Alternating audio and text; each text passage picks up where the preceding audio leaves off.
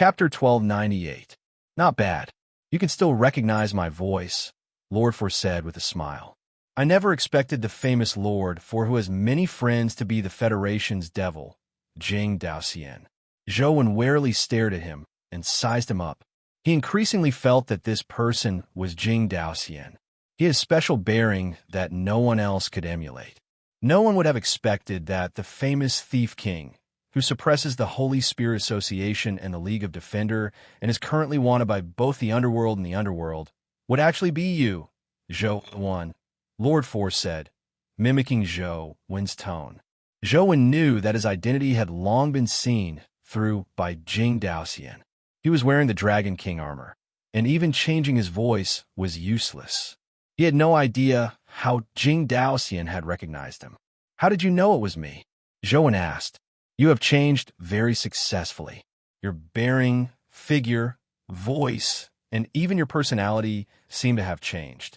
Others naturally can't recognize you, but I'm different.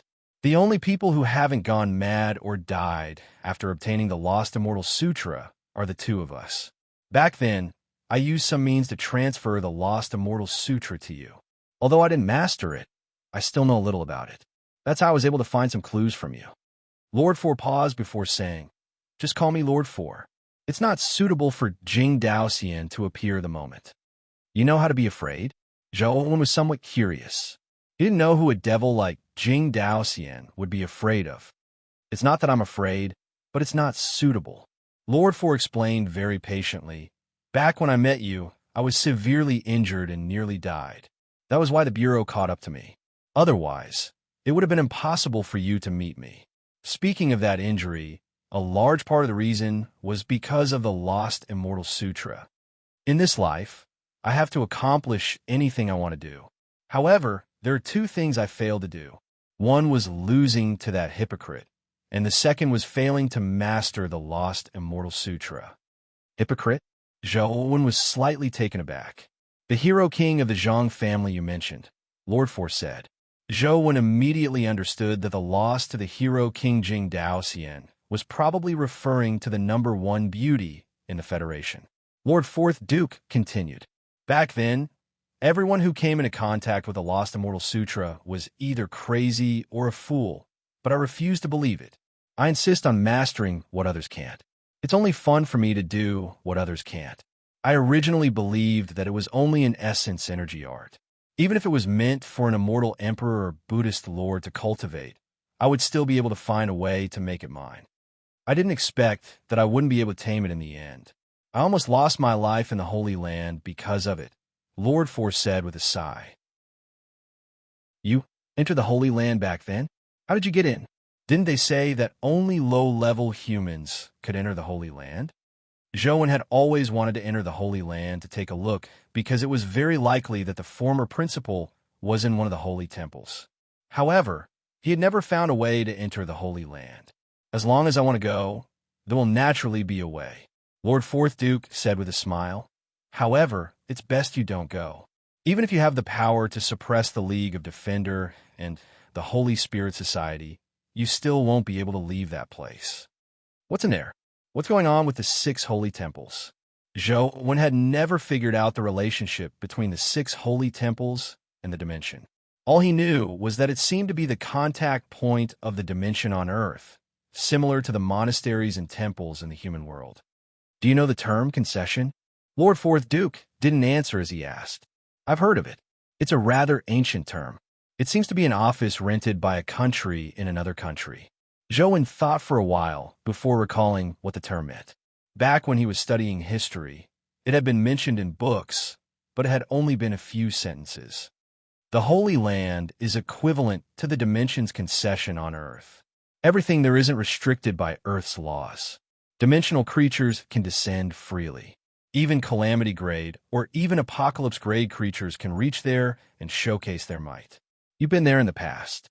Thankfully, you weren't qualified to let them take a look at you back then, so you were able to return alive. If you go again now, such a good thing won't happen, Lord Fourth Duke said. Zhou Wen was immediately alarmed. If that was the case, he was lucky to have returned alive back then. If you can return alive, why can't I? Zhou Wen wasn't convinced verbally.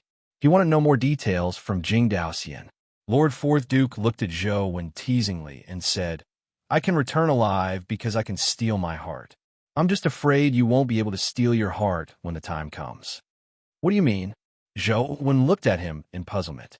If you really go in the future, you will naturally know. Lord Fourth Duke clearly wasn't willing to talk about the Holy Land.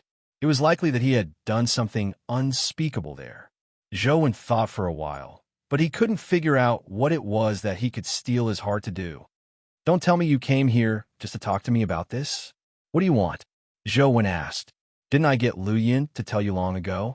I want you to help me leave my name on the rankings, Lord Fourth Duke said. Why didn't you go yourself? Zhou Wen asked. I don't have the ability to do so, Lord Fourth Duke said. His words were a little awkward, but Zhou Wen still understood. What he meant was that with Lord Fourth Duke's status, he probably didn't have the ability to do so. If he really did it, others would definitely suspect him. Did you really make a bet with someone? Zhou Wen asked. Yes. Lord Fourth Duke nodded. What did you bet? Zhou Wen asked again. Within 3 months, someone has to enter the rankings. Otherwise, I'll kowtow and admit my mistake, Lord Fourth Duke said casually. Who did you bet with? Zhou Wen had always heard from Lu Yun that Lord Fourth Duke had made a bet with someone, but he had no idea who he had bet with. Zhou Wen wasn't very curious in the past, but now that he knew that Lord Fourth Duke was Jing Daoxian, he was somewhat curious. Jing Daoxian definitely wouldn't do useless things. He definitely had a plan for making a bet with someone. Therefore, if he knew who he was betting with, he might be able to figure out what he was up to. The person who bet with me. I heard you call him teacher, Lord Fourth Duke said to Zhou Wen with a faint smile. Who are you talking about? Zhou Wen widened his eyes as he looked at Lord Fourth Duke. His eyes were about to pop out as his face was filled with disbelief. He naturally knew who Jing Daoxian was talking about, but he couldn't believe it. Chapter 1299. His reputation on Earth isn't better than mine. There's no point in saying his name. As Lord Four spoke, he took out 2 boxes and placed them in front of Zhou Wen. He continued, Inside these 2 boxes are a lucky pixie and a Terrorgrade black bear spirit. You can take them away at any time. Are you so sure that I'll help you? Zhou Wen asked him. Lord Four smiled. Why won't you help me? Because the person who bet with me is your teacher. Do you still want to acknowledge such a sinner? Whether I acknowledge him or not has nothing to do with whether I help you or not, Zhou Wen said. Then you should help me even more. Aren't these what you want? Lord Four pointed at the 2 boxes. Zhou Wen looked at Lord Four with an odd expression, unsure what he was thinking. Zhou Wen naturally didn't wish for Wang Mingyuan to lose. An old fox like Jing Daoxian definitely knew, but he had told Zhou Wen beforehand that he was making a bet with Wang Mingyuan. Could it be that he doesn't really want me to clear the level? Or could it be that the bet he made with teacher isn't as simple as clearing the level? Zhou Wen thought about it, but couldn't figure it out. It's not as complicated as you think. It's just a bet. Even if you don't do it, someone else will. It's just that it's not that difficult to get on the rankings, Lord Four said. What happens if you win? Zhou Wen asked with a frown. If I win, he has to give me something to help me extend my lifespan, Lord Four said. Only then did Zhou Wen recall that Jing Daoxian had always had the problem of lacking lifespan. Previously, he had won a banana fairy to help him refine medicine, but he hadn't come to Zhou Wen in recent years. It was probably because he hadn't found enough ingredients. Are you going to do it or not? Lord Four asked again. Zhou Wen was still somewhat hesitant. Just as Jing Daoxian had said, it wasn't that difficult to get on the rankings. Even if he didn't do it, with Jing Daoxian's abilities, it wasn't impossible for him to find a few people to help him get on the rankings. However, even if someone could help Jing Daoxian get on the rankings, that person shouldn't be Zhou Wen. Zhou Wen thought for a moment. What if I take Jing Daoxian's item, but don't help him get on the rankings and stall for time?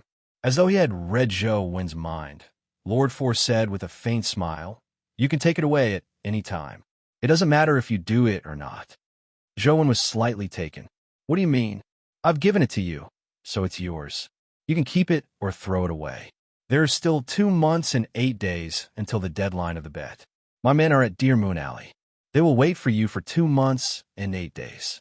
If you want to come, then come. If you don't have to. With that, Lord Fourth Lord turned and left. What's the meaning? One looked at 4-4 King 4's back, unknowing what's going. In 4 and 4's back. And in. The Fourth Lord ignored him and returned to the ship. He immediately ordered his men to leave Dusely Island. However, such a box was no different from transparent in front of Joan. Upon careful listening, he knew that there was indeed a necklace and a companion egg inside. There weren't any bombs. The necklace was likely the goddess of luck's necklace.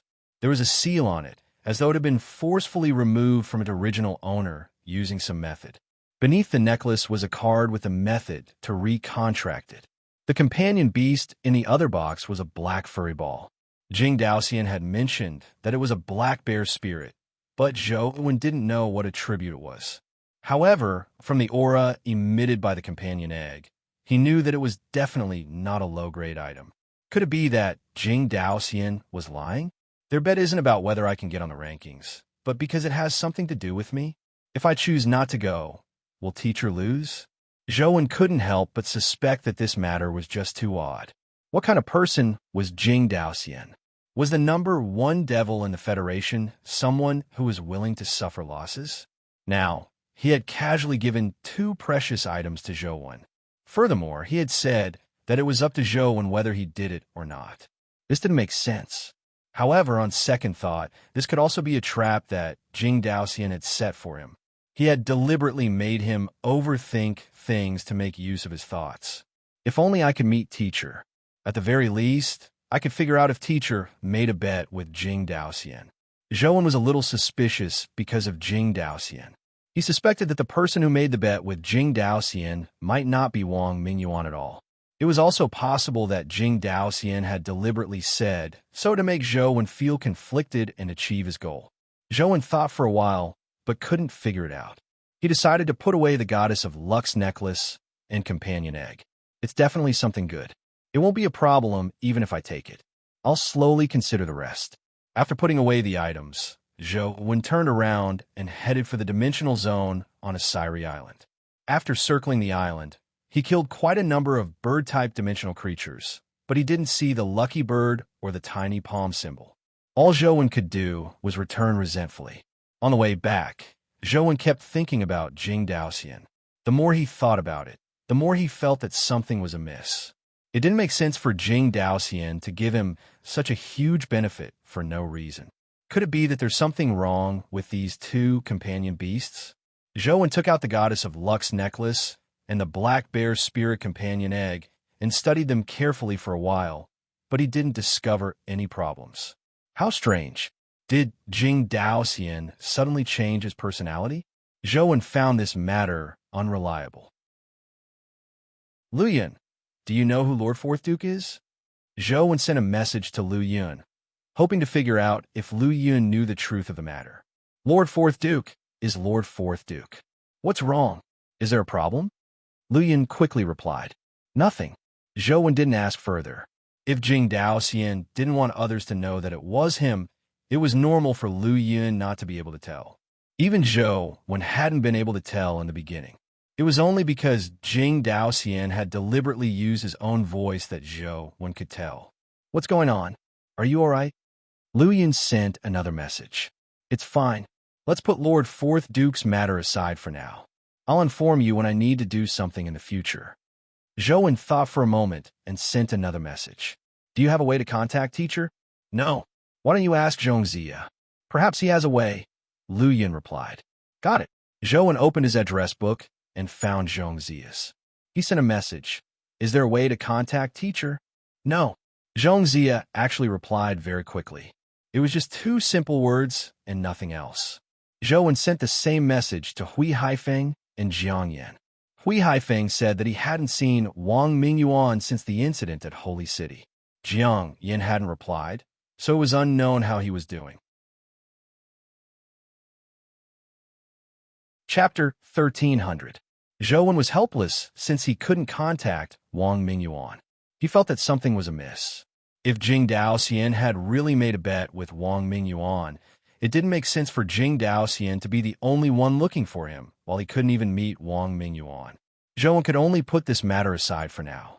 He planned on testing the Wings of Tomorrow skill to see what was going on. Zhou also knew that it was unlikely for a Terror-grade skill to travel to the future. It was probably impossible even a minute later, much less tomorrow. Zhou used the Wings of Tomorrow skill and felt a force gush out from his back. Like a rocket propeller, it propelled his body into the air. He flew at a very low altitude, like a swallow, but he was very fast. This speed was extremely fast, even among the Terror-grade. It wasn't slower than Zhou's transcendent, flying immortal. Is that all? Zhou was somewhat disappointed. Although this speed was fast, it wasn't much different from his transcendent flying immortal. Zhou wanted to stop, but he was suddenly alarmed to realize that he couldn't stop the essence energy in his body from circulating. The Wings of Tomorrow seemed to have lost control as it carried his body forward like a cannonball. What's going on? Zhou was alarmed and puzzled as he hurriedly circulated his essence energy art to stop his body from continuing flying. A huge mountain appeared in his field of vision. At this speed, he would crash into the mountain in less than a minute. However, the more Zhou circulated his essence energy, the faster his body flew. It was as though his essence energy would automatically be absorbed by the Wings of Tomorrow. Not only could he not stop it, but it also helped it. Seeing that he couldn't stop, Zhou attempted to change his flight path. At the very least, he couldn't let himself hit the mountain. The outcome was the same. After trying several methods, his body was still flying straight forward. He was getting closer and closer to the mountain, and the granite wall was already right in front of him. Gritting his teeth, Zhou released the Seven Seas Dragon King and placed it in front of him, hoping to use its body to stop. The Seven Seas Dragon King spewed out white sticky liquid at Zhou, hoping to stop him from continuing flying. Just as the white sticky liquid landed on Zhou's body, Zhou's body charged over without being stuck. Zhou gritted his teeth and prepared to slam into the Seven Seas Dragon King, but his vision blurred. His body passed through the Seven Seas Dragon King's body and slammed straight into the mountain wall. Stop! Zhou waved his fist and punched the mountain in front of him. However, he discovered that the primal chi in his body had been sucked away by Wings of Tomorrow, and there was no more primal chi for him to use other skills. I'm doomed. Am I going to be the first human to use a skill to kill myself? In those dimensional zones, Zhou saw giant snakes that were as terrifying as dragons, behemoths that were as large as mountains, and groups of strange tree spirits. Zhou was considered knowledgeable. He had experienced many dimensional zones and seen many dimensional creatures, but the dimensional creatures he saw today were more than he had seen in all his years. Thankfully, no matter what dimensional zone he was in, the Wings of Tomorrow would fly Zhou like a ghost without attracting the attention of any creature. Although I don't know what's going on with this skill, it does seem a little interesting. If this move can't even be discovered by calamity-grade creatures, can I use this move to obtain a Venus ranking? Zhou had already relaxed. After all, no one could discover him, so he didn't have to worry about colliding into anything. He just kept flying. Apart from his position moving, it didn't seem to affect him. Zhou even had the urge to take out his phone and game while flying. However, before he could take out his phone, he suddenly heard a bang. Zhou felt as though his head was about to explode. His entire body bounced back as he saw stars. His head buzzed, and he nearly fainted on the spot. It wasn't easy for him to wake up, but his vision was still blurry. Zhou tried his best to widen his eyes, hoping to identify where he was. Chapter 13:01. It was as though he had suddenly entered the sun from the darkness. Zhou's vision gradually turned from blurry to clear, but when he saw the scene in front of him, his hair stood on end as goosebumps rose all over his body. Swoosh! Zhou quickly jumped up and retreated like a cat that had its tail stepped on. In front of him was a creature that was even larger than a Tyrannosaurus. It was a white furred ape.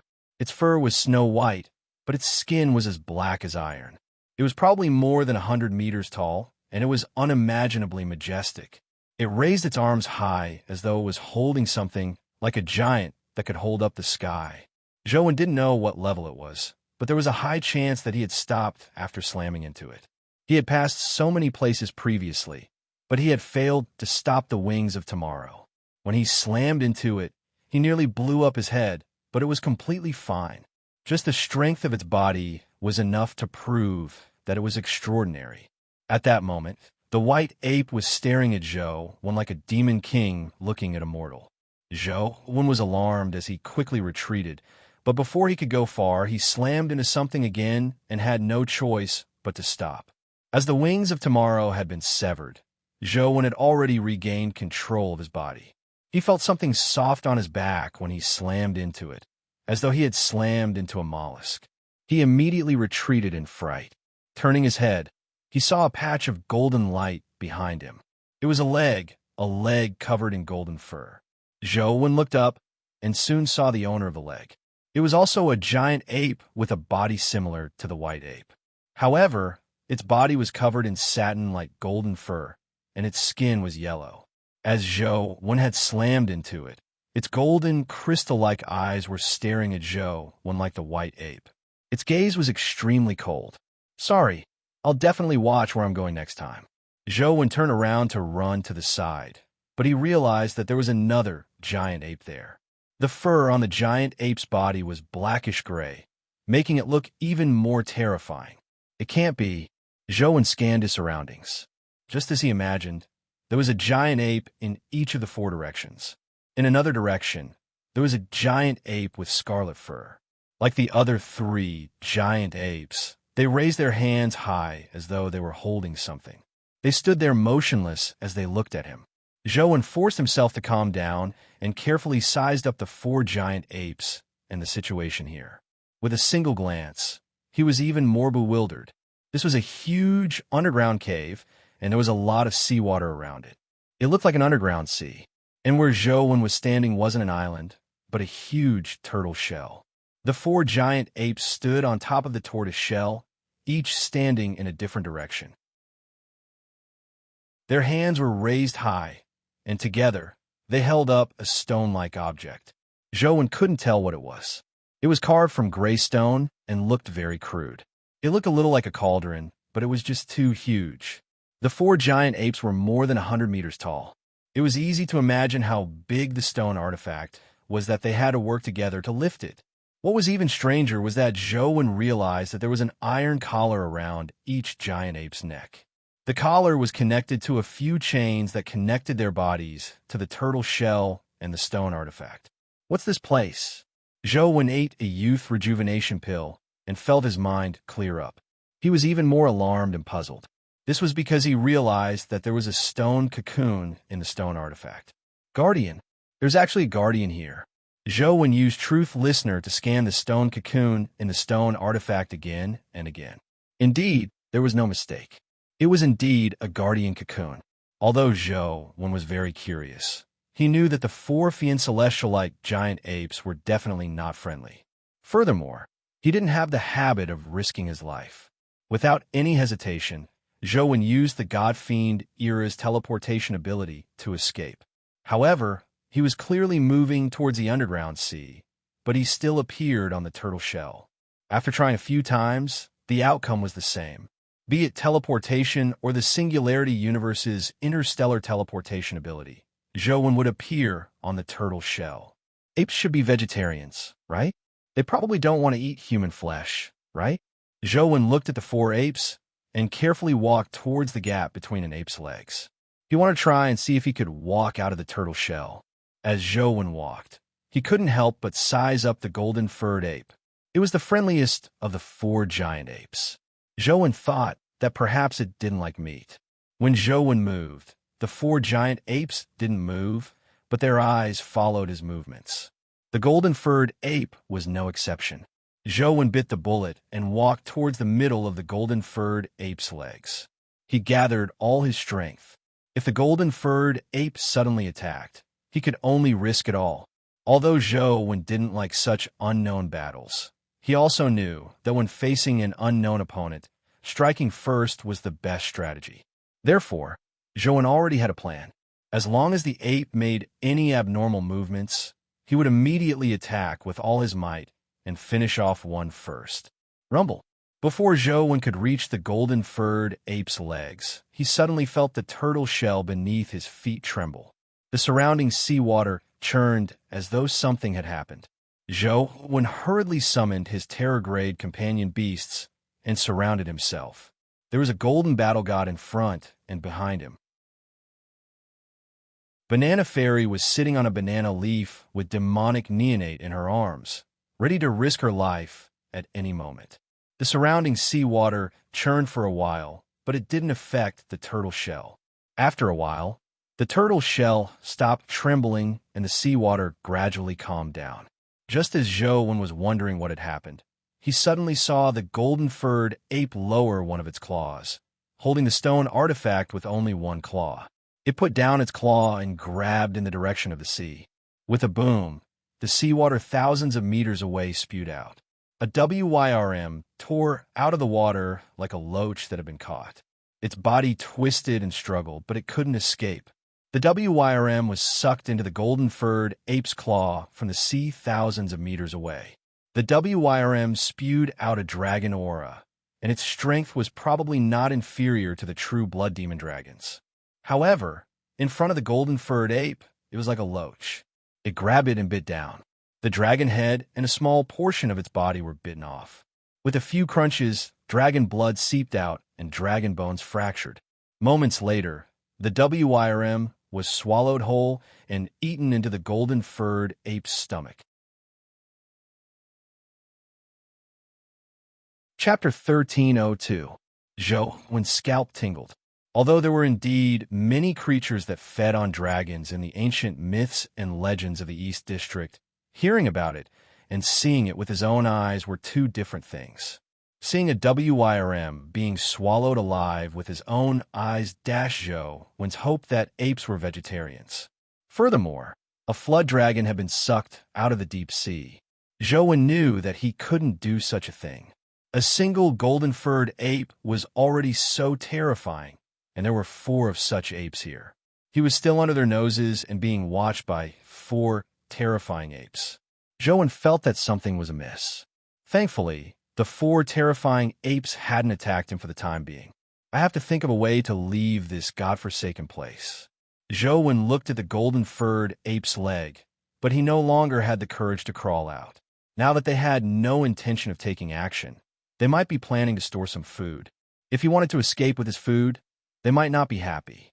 Who wouldn't feel the pinch after losing more than 50 kilograms of meat? In any case, Zhou didn't dare take the risk. He stood there, not daring to move. Even with 4 golden battle gods surrounding him and Banana Fairy presiding over him, Zhou still didn't feel safe. Zhou didn't move, and the 4 terrifying apes didn't move either. They just stared at him as though they had no intention of taking action. Could it be that they really plan on storing some food? That's not right. I only have such a tiny bit of meat. To them, it's probably not even enough to fill the gaps between their teeth. A flood dragon was eaten in one go. What's the point of storing such a tiny bit of food? Zhou vaguely felt that something was amiss. If I had known, I would have brought Ice Maiden over. I could have discussed it. Perhaps she knows what these 4 apes are. Zhou felt somewhat regretful. He shouldn't have left Ice Maiden and Yu Lian and Luoyang. In the myths and legends of the East District, there are many apes. The most famous one was naturally the Monkey King who had wreaked havoc in heaven. However, from the looks of these 4, it didn't seem to have anything to do with beauty. Monkey King was a spiritual stone monkey, and among the 4 chaos monkeys, there was a 6-eared macaque, a long-armed ape, and a red-bottomed horse ape. There were also 4 apes here, so Zhou couldn't help but associate them with the 4 chaos monkeys. Zhou carefully sized them up, hoping to see if he could find the characteristics of the 4 chaos monkeys from them. After looking for a while, Zhou didn't discover any ape with especially long arms, nor did he discover any ape with 6 ears. These 4 apes don't seem to be the 4 chaos monkeys. Furthermore, I've never heard of a monkey standing on a turtle's back holding a stone artifact in myths. Zhou couldn't help but be curious when he thought of the stone artifact. These 4 apes were definitely at the terror grade. They might even be stronger. How powerful would the guardian cocoon be if the four of them protected it? Joan had previously heard that there was still a gap between guardians. Some guardians' potential might be at the terror grade, making it difficult for them to improve further. As for some guardians, they might reach the calamity grade or even the apocalypse grade. The guardian one had long, and he guardians with Earth. When are Ming? I have. Guardian on the contrary, if the guardians that were teleported over from the dimension were at the terror grade when they arrived, they didn't seem to have much room for growth. Their strength would basically stagnate, much less advance. There were very few examples of them growing slightly.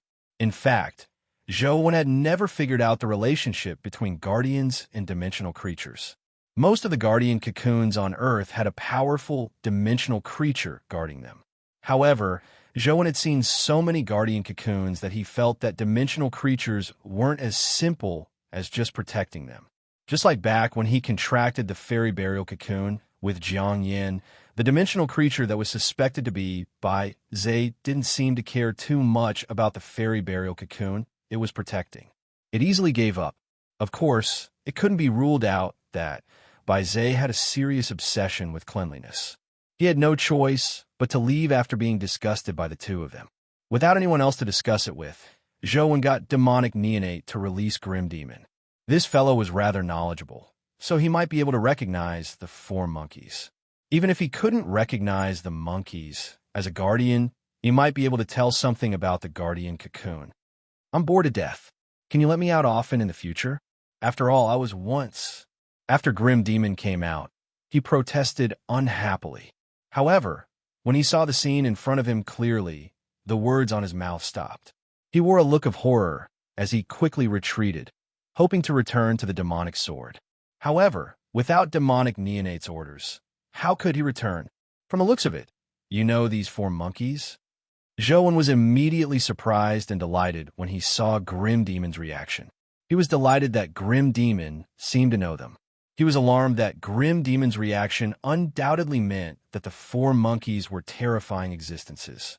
It seemed even more difficult for him to escape alive. Grim Demon stood there with an ugly expression. Although his legs weren't trembling, it was obvious that his legs were a little weak. Why did you come to such a godforsaken place? Can't you live well? Grim Demon had always been demonic neonate's boss. He didn't even think much of the heavens. Now that he was speaking in such a tone, it made Zhou feel even more uneasy. Zhou thought to himself, do you think I'm willing to come to such a godforsaken place? No matter how free I am, can I just game at home? Who wants to send themselves to death here? I didn't expect Wings of Tomorrow's crappy skill to be so strange. Cut the crap. Where are these four monkeys? Zhou naturally wouldn't tell Grim Demon that he had used his skill to bring him to such a place. It would be too embarrassing if word got out. Grim Demon said gloomily, I don't know what they are, but I'm certain that they are calamity-grade creatures. They might even be more terrifying. What do you mean? Zhou heart skipped a beat. The collars and chains on their bodies are clearly a form of confinement. Their strength must have been suppressed, but even so, the essence energy fluctuations emitted by their bodies are still at the calamity grade level. I really don't know if they will advance further if they aren't suppressed. As Grim Demon spoke, he sized up the four monkeys from time to time. He looked a little afraid. Are you saying that they are at the apocalypse stage? Zhou said in shock. I'm only saying that it's possible. It's not that easy to reach the apocalypse stage, but they are definitely top existences at the calamity grade, Grim Demon explained. Zhou's expression turned even more complicated. A top-notch calamity was locked here to guard a guardian cocoon. That guardian cocoon was probably extraordinary. In any case, Zhou had never seen a guardian cocoon with such a luxurious guard lineup. Chapter 1303. For some reason, the ape that could swallow a WYRM only stared at Zhou without attacking. Although they didn't move, Zhou still felt uneasy. He felt like he had fallen into a tiger's den and was being watched by a group of tigers. Grim Demon was also trembling in fear. Although he said that he wasn't afraid of anything, he was currently only at the terror grade. There was no way he could fight existences at the level of the four monkeys. Only the ignorant were fearless. The more one understood, the more one would feel reverence. Grim Demon was clearly an understanding person. He knew how terrifying the four monkeys were. Can you recognize which race's guardian cocoon it is? Zhou asked Grim Demon again. Grim Demon was slightly taken aback. Under Zhou Wen's hint, he realized that there was a guardian cocoon inside the stone artifact. Strange. Grim Demon didn't dare approach to take a look. All he did was peek from below, but his expression turned somewhat puzzled. What's strange? Zhou asked. Grim Demon frowned and said, that guardian cocoon is a little strange. Typically speaking, a guardian cocoon that hasn't hatched will be sent to a dimensional zone that matches its attribute to be nurtured after being teleported to Earth. The dimensional zone's power will have a certain impact on the guardian cocoon, causing the guardian's growth to mutate. But even so, it won't change its basic stats. For example, if it's a guardian created using the genes of an angel, no matter how this guardian mutates, be it a fire elemental angel or an ice elemental angel, it will ultimately be in an angel form. Grim Demon continued with a strange expression. However, this companion beast is somewhat different. What's the difference? Do you know what race the guardian in the guardian cocoon is? Zhou Wen was definitely peeking at the guardian cocoon, but he couldn't see anything. Grim Demon shook his head slightly. I can't see what's inside the guardian cocoon either, but the power on it is clearly incompatible with the attributes of this dimensional zone. Didn't you notice? Zhou Wen had previously felt that the cocoon of the guardian was somewhat odd. However, he had been thinking of a way to escape and didn't think too much about it. Now that he was prompted by Grim Demon, he realized that the attributes of the cocoon of the guardian were indeed somewhat incompatible with the attributes in this dimensional zone. Although he couldn't tell what attribute the guardian cocoon had, it was repelling the essence energy in the dimensional zone. Grim Demon looked at the four apes and continued. Furthermore, generally speaking, dimensional creatures that stay beside the cocoon of the guardian do so voluntarily. As for these four fellows, they seem to have been locked here by someone and have no choice but to guard this cocoon of the guardian. There must be a special reason for such a situation. What's the reason? Zhou Wen didn't know much about guardians, so he could only ask Grim Demon. Grim Demon shook his head. There might be many reasons. Perhaps someone doesn't want this guardian cocoon to hatch, so they locked it in a place that's incompatible with the guardian cocoon's attributes to prevent it from hatching. The purpose of these four apes might be to prevent someone from contracting the guardian cocoon or taking it away. It was also possible that there was something special about this guardian cocoon that could only hatch in such a place. It's also possible that someone found this guardian cocoon somewhere else and moved it here. Grim Demon mentioned a few possibilities, but he couldn't be sure which one it was. To imprison four calamity-grade creatures and place the guardian cocoon in such a place, it's impossible for someone with such strength to be human, right? Zhou Wen said after some thought. That might not be the case.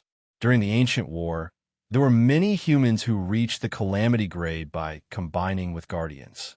In fact, Grim Demon suddenly seemed to realize something and fell silent. There's even an apocalypse?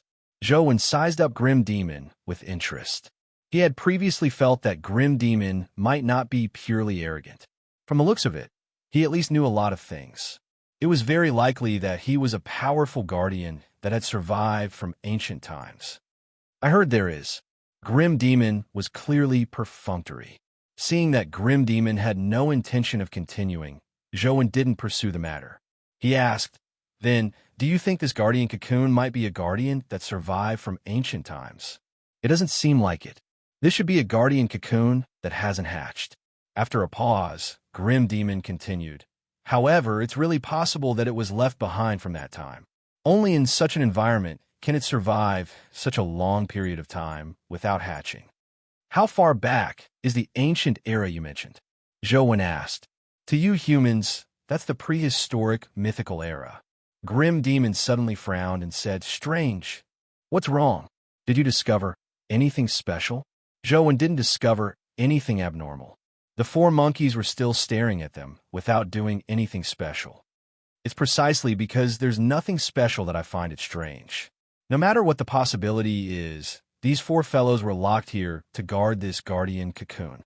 We've been here for so long, but they haven't reacted at all. This is too strange, Grim Demon said. Joan had previously found it odd. They were definitely here to protect the guardian cocoon, but they ignored him, an intruder. This was clearly strange. Could it be that they've been suppressed for too long and have lost the ability to attack? Grim Demon pondered. I just saw that golden-furred monkey grab the air with one hand and suck a worm out of the sea before swallowing alive. Joan denied Grim Demon's theory. That's strange. Then why didn't they attack us? That doesn't make sense. Grim Demon frowned. Could it be that they're restricted by some taboo power and can't attack the creatures on the turtle shell? Joan said, impossible. No one would be so stupid. Unless. Grim Demon seemed to think of a possibility, but he was somewhat unsure. Unless what? Joan asked. Unless there's someone among us who can hatch the guardian cocoon and meet the conditions of the person who designed all of this, they won't attack. The person Grim Demon mentioned was naturally Joan. He was the only human here. No way. Joan found it unbelievable that there would be such a coincidence. He happened to meet the conditions to hatch the guardian cocoon. Apart from that, I really can't think of any other possibilities. The more Grim Demon thought about it, the more he felt that there was nothing wrong. He said to Joan, you don't have to belittle yourself. To be able to obtain Master's favor, you aren't too far off. Perhaps it's really possible. Joan felt that something was amiss with Grim Demon's words. It seemed to be praising him, but something was amiss.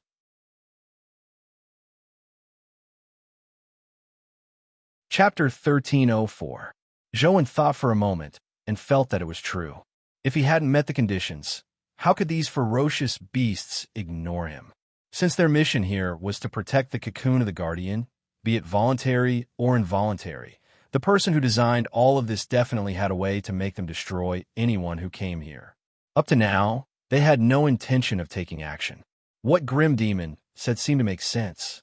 However, Joan didn't lose his mind because of Grim Demon's speculation. He felt that it was only a possibility. If he guessed wrong and casually touched the cocoon of the Guardian, the apes who had no intention of killing them might immediately turn hostile. However, it wasn't a solution to be trapped here forever. Joan planned on scouting ahead.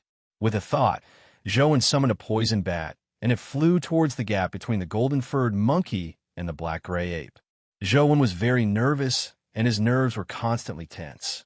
If the poison bat angered the four apes, he would have no choice but to risk his life. He might even have to use the immortal culling sword again. However, Joan wasn't confident that a single strike from the immortal culling sword could kill the four apes. After all, he was too weak and could only use the most basic abilities of the immortal culling sword. Thankfully, what Joan was worried about didn't happen. The poison bat flew out of the turtle shell's range, and the four apes didn't attack it. Joan was delighted when he saw this. He tried to get the poison bat to fly a distance along the surface of the sea, but the four apes still didn't react at all. There's a chance. Joan was still worried as he experimented with releasing a few different types of companion beasts. The outcome was the same. They ignored him. Even Jade Rabbit had been released by Joan. The fellow was running on the surface of the sea alive and well, but the four apes didn't attack it. Joan felt much more at ease as he attempted to walk out. Heaven bless me. If I can return safely this time, I guarantee that I'll burn 3 incense sticks every morning and evening. I'll bathe and eat vegetarian for a month. Joan felt uneasy. Although the four apes did not make a move against him, their eyeballs were following the trajectory of his steps. It's fine as long as we don't do anything. We are all gentlemen. A gentleman uses his mouth, not his fists. Pooey, don't move your mouth either. Joan suddenly thought of the WRM's outcome and hurriedly changed his words. 1 step, 2 steps, 3 steps. Joan moved out bit by bit as he observed the four apes' reactions. If they showed any signs of displeasure, Joan would immediately stop his current actions and think of another solution. However, the four apes didn't have any reaction. They just watched as he moved away bit by bit. Grim Demon, who was following Zhou, couldn't help but break out into a cold sweat. If it was different from what he had guessed and angered the four apes, their outcome would probably be tragic. Finally, Zhou walked to the golden-furred ape's side and walked past its legs, finally leaving the island-like turtle shell. Zhou flew to the surface of the sea, feeling delighted. He didn't care if he met the conditions. Since he could escape, escaping was the best thing to do. Due to his previous lesson, Zhou didn't dare use teleportation, afraid that he would return to the turtle shell. He unsummoned his companion beasts and Jade Rabbit and used Transcendent Flying Immortal. He transformed into a stream of light and flew into the distance. In the blink of an eye, he flew thousands of meters away. Zhou was excited. He had finally escaped. All he needed to do next was leave the dimensional zone. However, just as his smile curled up, he suddenly felt the world spin. When he snapped to his senses, he realized that he was on a furry claw. The owner of the claw was none other than the black-gray furred ape. Zhou was alarmed. He had clearly sensed the power of space. Furthermore, it was a spatial power that was higher than his singularity universe and the God-Fiend era. To be able to teleport him back from thousands of meters away was something Zhou knew he couldn't do. Even if he used sky-stealing shifting, he needed to leave a mark. However, the black-gray ape had forcefully teleported him into its palm. This was much more difficult than sky-stealing shifting. Zhou was a living person with a terrorgrade strength. He was someone who was good at spatial powers. He wasn't someone that could be touched easily. Zhou already had the intention of risking his life. He quickly flew out of the ape's claw and grabbed the hilt of the immortal culling sword. However, the black-gray ape had no intention of continuing its attack. It retracted its claw and returned to the posture of holding the stone artifact with both claws. This stunned Zhou as he thought to himself, "What's the meaning of this? It captured me and ignored me. Could it be that it's too boring to be trapped here and wants to keep me here to chat to relieve its boredom? Brother Ape, if there's anything you need help with, just say the word. I'll definitely do my best to help you." Zhou probed the four apes. No one answered him. The four apes didn't seem to hear him at all. They still stood there expressionlessly, their eyes still staring at him like before. "What's the meaning of this? Don't you want to talk to me? Could it be that Grim Demon was right? I'm someone who meets the requirements and have to contract a guardian before I can leave." Zhou gritted his teeth and tried to leave the turtle shell again. The four apes still didn't stop him, but when he tried to leave, he was grabbed back by the black-gray ape's claw. The black-gray ape's spatial techniques were much better than Zhou's and Lu Yun's. It was clearly an existence of a higher level. They aren't letting me leave, but they aren't killing me. They even allow me to leave the turtle shell. From the looks of it, there's a high chance that they really want me to contract a guardian. Zhou felt somewhat depressed. Zhou guessed that it was very likely that once the guardian was contracted and incubated, the four apes would escape. It wasn't easy for them to encounter a human like him who met the requirements, so they kept him behind. "Brothers Ape, do you want me to contract the guardian inside the cocoon?" Zhou asked again as he stared at them, hoping to figure something out. However, they remained silent. There was no expression on their faces. They looked like old monks in meditation. Apart from staring at Zhou, they didn't do anything else. Zhou could tell that the four of them didn't treat him as a human at all. They had no intention of communicating with him at all. "Since they don't seem to want to kill me, I'll give it a try." Zhou left the turtle shell again and flew out from the middle of the four apes. However, this time, he didn't escape. Instead, he flew towards the stone artifact above. When he arrived above the stone artifact, he saw the guardian cocoon with his own eyes. The guardian cocoon was also a stone. It was similar in color to the stone artifact. If one didn't look carefully, they would think that the stone was part of the stone artifact.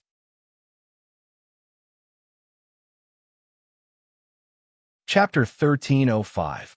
Zhou landed on the edge of the stone artifact and glanced at the four apes. It didn't move at all, as though they didn't mind Zhou's actions at all. "Do you really want me to contract a guardian?" Zhou looked at the stone cocoon and the stone artifact with a gloomy expression. It wasn't difficult to contract a guardian. As long as he met the physique requirements of a guardian, he only needed a drop of blood to complete the contract. Even if he couldn't meet the guardian's requirements, as long as the guardian was willing, he could still contract it. However, Zhou wasn't interested in contracting a guardian. He even felt some rejection. At the end of the day, guardians were tools that the dimension used to colonize Earth. It was somewhat similar to the cyborgs that humans had once fantasized about creating. Having a contract with such a creature meant that he could be betrayed at any moment. That feeling wasn't good. The main reason was that Zhou had too many secrets.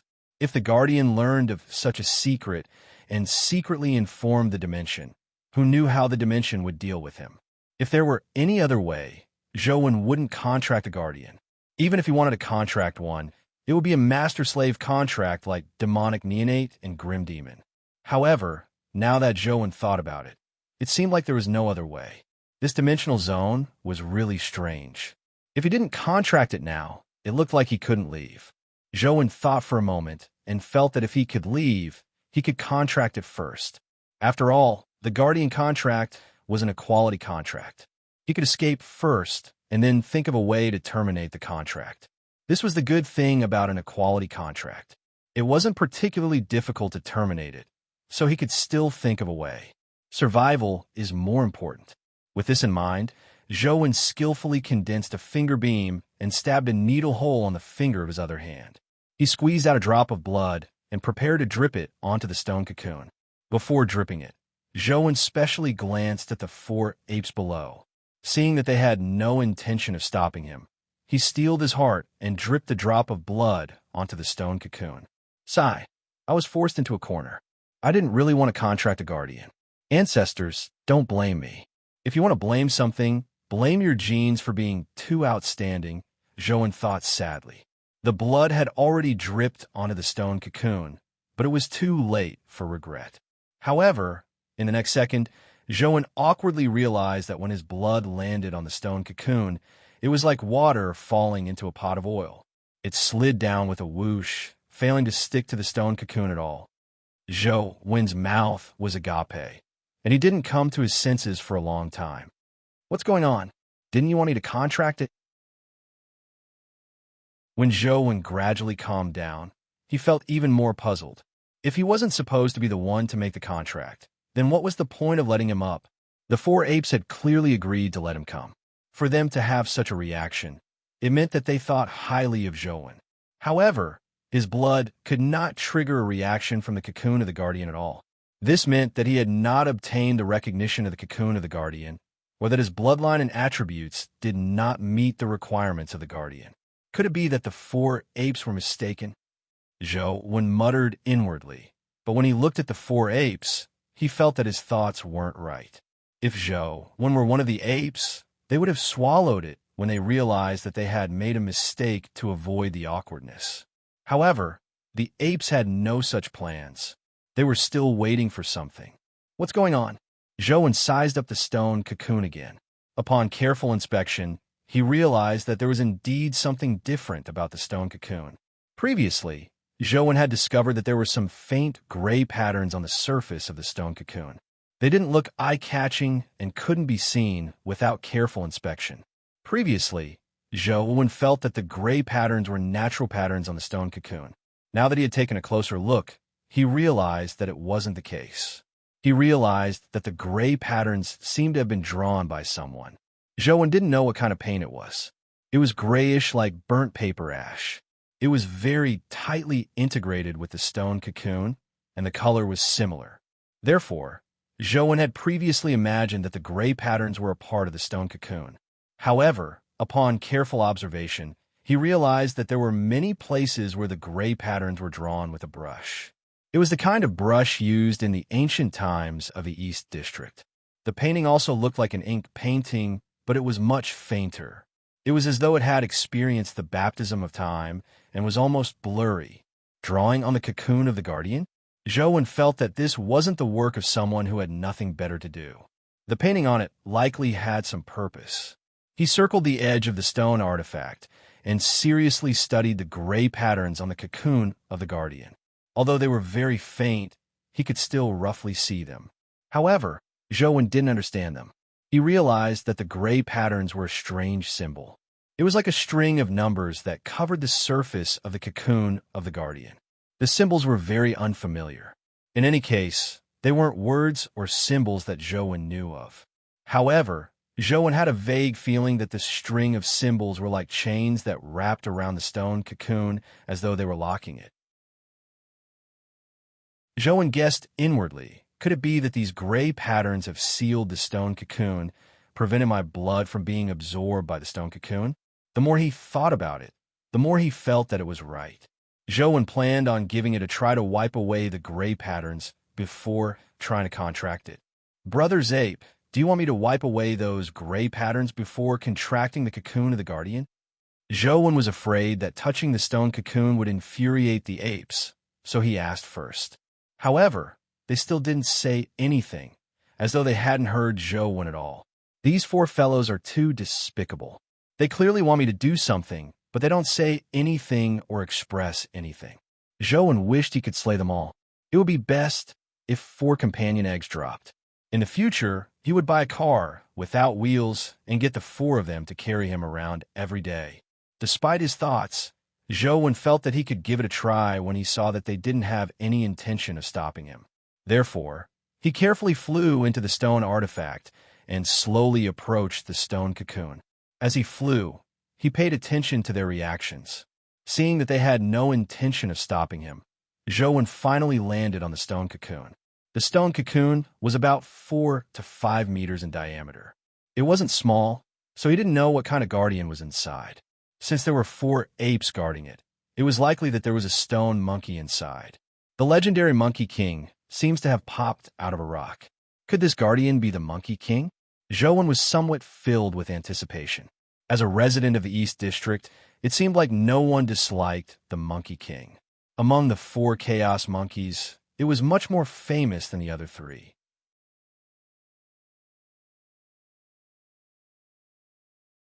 Chapter 1306. Wearing the dragon-imprisoned armor, Zhou landed on the stone cocoon and didn't sense any energy fluctuations. The gray patterns didn't react either. This made Zhou doubt his judgment. If the gray patterns really sealed the stone cocoon, there should be a protective mechanism.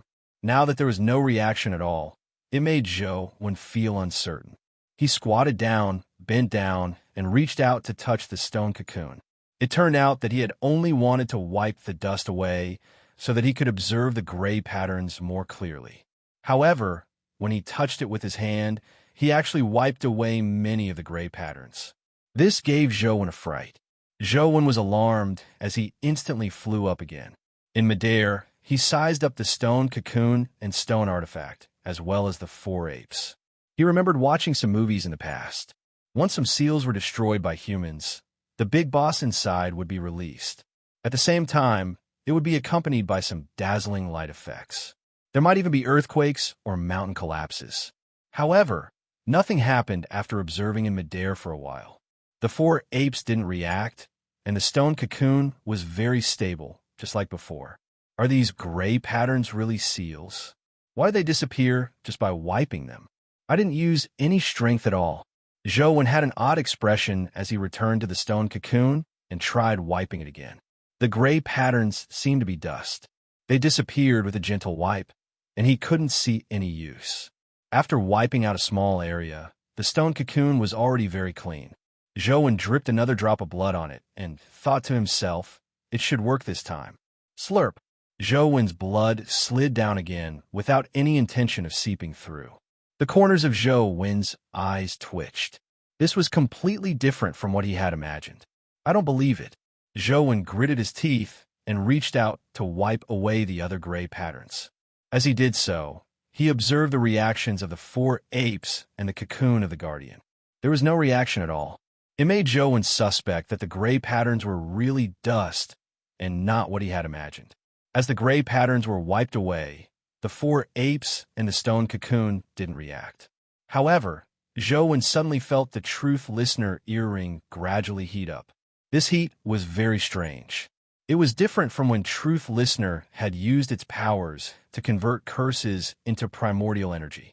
Zhou didn't sense Truth Listener converting primordial energy at all. Instead, it was Truth Listener itself that produced some thoughts.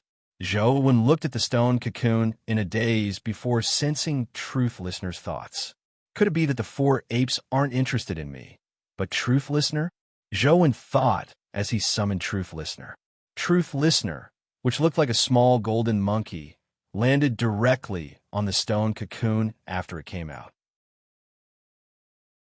Without waiting for Zhou to give the order, Truth Listener grabbed the stone cocoon with its claws. Its claws were extremely sharp. Even if it did not shatter the earring, it still had strength at the peak of the mythical stage. But when its claws touched the stone cocoon, there was a clang. Sparks flew between its claws and the stone cocoon, but it did not leave a mark on it. Truth Listener seemed to be very anxious. Without Zhou's orders, it automatically shattered an earring. With the shattering of the earring, Truth Listener's body began to change. It became huge and ferocious, completely different from its previous mini and cute appearance. Bang! Truth Listener attacked the stone cocoon again, but the outcome was the same. It failed to leave a mark on it. Without any hesitation, the Harkin shattered the second earring, and the Harkin's body became even more ferocious. Zhou watched Truth Listener attack the stone cocoon. Although he didn't know what was going on, he could tell that Truth Listener seemed to be very interested in the guardian inside the cocoon. However, he didn't know if its interest was a blessing or a curse for the guardian inside. As Truth Listener attacked the stone cocoon, Zhou had been observing the four apes below. Although the four apes still didn't move, their eyes were clearly different from before. It was as though they were glowing. Furthermore, their gazes were finally no longer on Zhou. Instead, they were staring at Truth Listener. No, it should be said that they had been staring at Truth Listener from the beginning. However, Truth Listener had been on Zhou's ear the entire time, so Zhou mistakenly believed that they were looking at him. I should have thought of it long ago. Monkeys naturally only know how to look at monkeys. How can they appreciate the beauty of humans? Zhou rubbed his lips in a self-deprecating manner, finding them a little dry. In the past, Truth Listener would shatter more than 4 earrings before it completely lost control and didn't listen to Zhou's orders. However, this time, it shattered the earrings. This was something that had never happened before. After the earrings shattered one by one, Zhou felt his connection with Truth Listener weaken. He couldn't help but feel worried. If this continues and Truth Listener completely loses control, I'm afraid it'll be difficult to retrieve it again. Zhou was in a dilemma. He wondered if he should forcefully unsummon Truth Listener now while he still had the chance. Crack! The 4th earring shattered. Truth Listener was already as terrifying as an ancient fiend celestial. Its strength instantly reached the peak of the Terror grade, just short of advancing to the Calamity grade. This time, its claws finally pierced through the stone cocoon. Zhou saw a golden light seep out from the crack in the stone cocoon. The golden light was crystalline and pure. It made one tremble. Purity made one feel beautiful, but if it was too pure, it would make one feel fear and evil. For example, a pure believer would make one feel that she was beautiful and kind. However, if she purely treated the teachings as the only rule in the world, it would make one shudder. The golden light in the stone cocoon gave Zhou such a feeling. It was so pure that it made one feel afraid. However, Truth Listener seemed to enjoy it. Its nostrils twitched as the golden light that seeped out of the stone cocoon's crack condensed into Truth Listener's nostrils like smoke before being sucked in. When the golden light entered its body, Truth Listener's golden fur seemed to come alive as it was dyed with a layer of pure, glass-like golden halo. Zhou was surprised to discover that his connection with Truth Listener seemed to recover a little. Truth Listener seems to be able to control its brutal consciousness. Is it because of the golden light? Zhou frowned as he looked at the golden light in the stone cocoon. He didn't know if it was a blessing or a curse. As Truth Listener twitched its nose, it sucked in the golden light that seeped out into its nose. It used its claws to attack the stone cocoon crazily, widening the cracks and emitting more and more golden light. Zhou stared at the crack, hoping to see what was inside. However, apart from the pure golden light, he couldn't see anything. It was clearly a small space, but it was shockingly deep. Crack! Truth Listener tore open a huge hole in the cocoon as its strong body burrowed into the broken stone cocoon.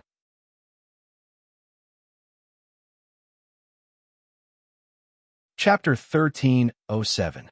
The light inside was too deep, but after Truth Listener entered, the light inside rapidly weakened. Not long after, the golden light inside the cocoon dimmed. Instead, the golden light on Truth Listener's body intensified. With great Brahma's strengthening, Zhou Wen's vision could penetrate the golden light and see the situation inside.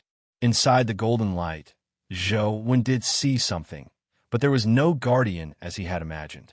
Zhou Wen only saw an eyeball, a golden crystal-like eyeball.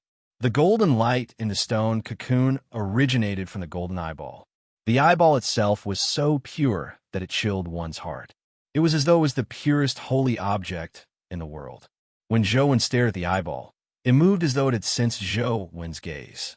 The golden eye inside turned and looked at Zhou Wen. Just a glance made Zhou Wen feel like all his clothes had been stripped off. He was like a naked model, standing there for others to observe and paint. He subconsciously raised his hand to protect his vital parts. Roar! Truth Listener roared like thunder as golden light bloomed from its body. It extended its claws and grabbed at the golden eye. However, the light outside the golden eye was almost corporeal. The closer Truth Listener's claws were to the eye, the slower they moved forward. When it was about a foot away from the golden eye, its claws could no longer move forward. Crack! The fifth earring on Truth Listener's ear shattered. Its claws continued moving forward, but it only moved forward about 10 centimeters before it slowed down again. Finally, it couldn't move at all. Finally, Truth Listener's last earring shattered and fell, turning into golden light that scattered. Zhou Wen saw Truth Listener's body not continue enlarging after its 6 rings shattered. Instead, it shrank significantly. The golden fur on its body emitted a resplendent and pure golden light that was almost corporeal. It was like a Super Saiyan transformation. The present Truth Listener was only about half a head taller than Zhou Wen.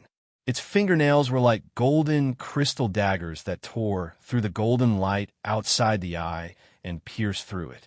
As the golden eye was pierced, the golden light in the stone cocoon seemed to lose its support.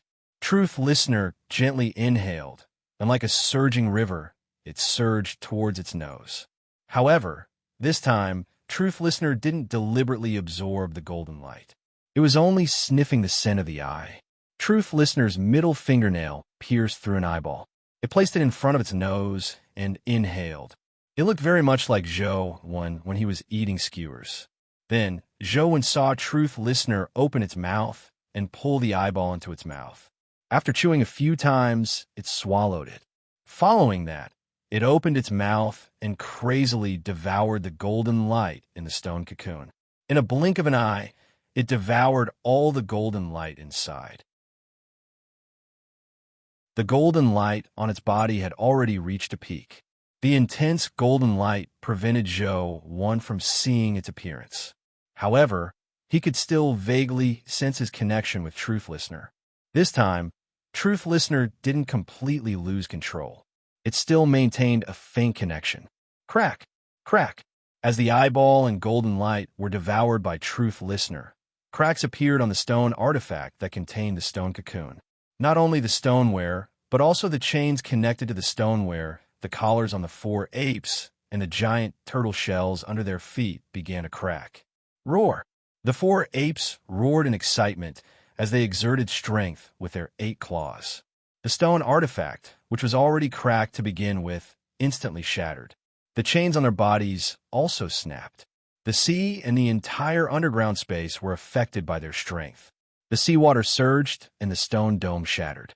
Rays of sunlight shot in from the sky as though they had broken the barrier between hell and the human world, causing the sunlight to fall into hell.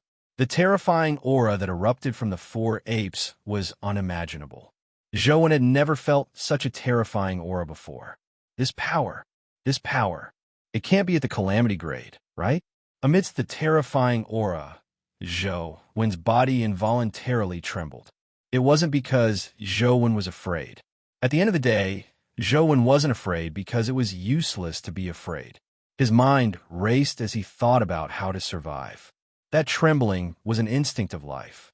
It was an instinctive reaction of the body when facing an irresistible disaster.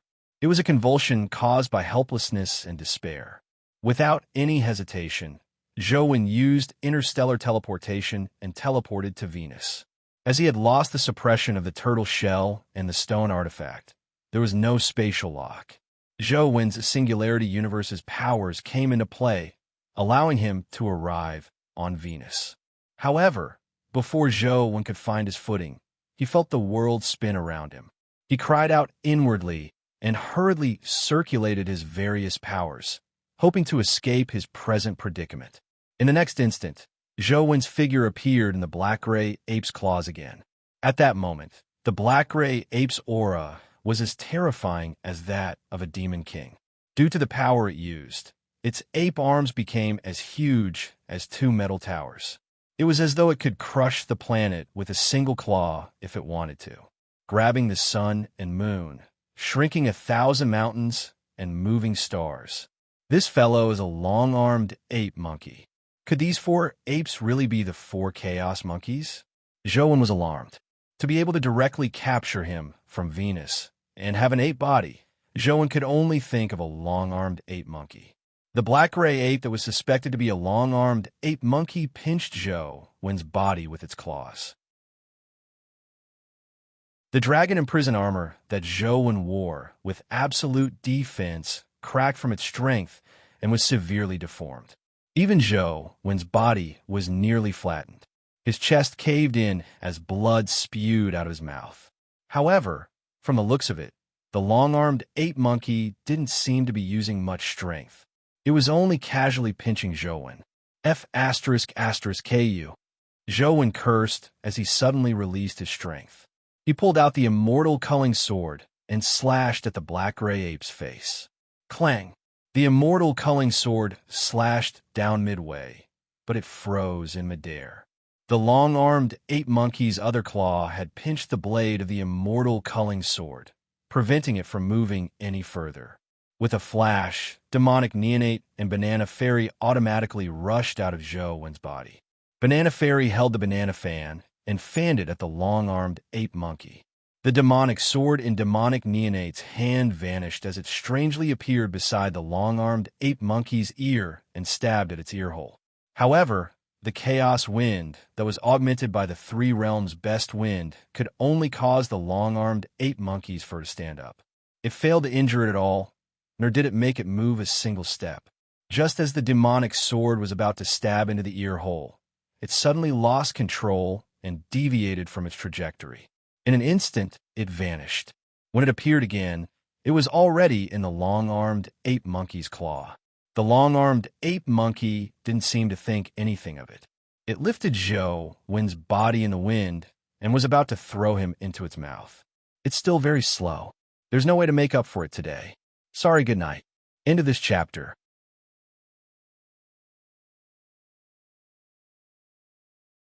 Chapter 1308. Zhou felt that he had no choice but to believe it. Every time he entered a dimensional zone in real life, there was a high chance that something would happen. This time, it was even worse.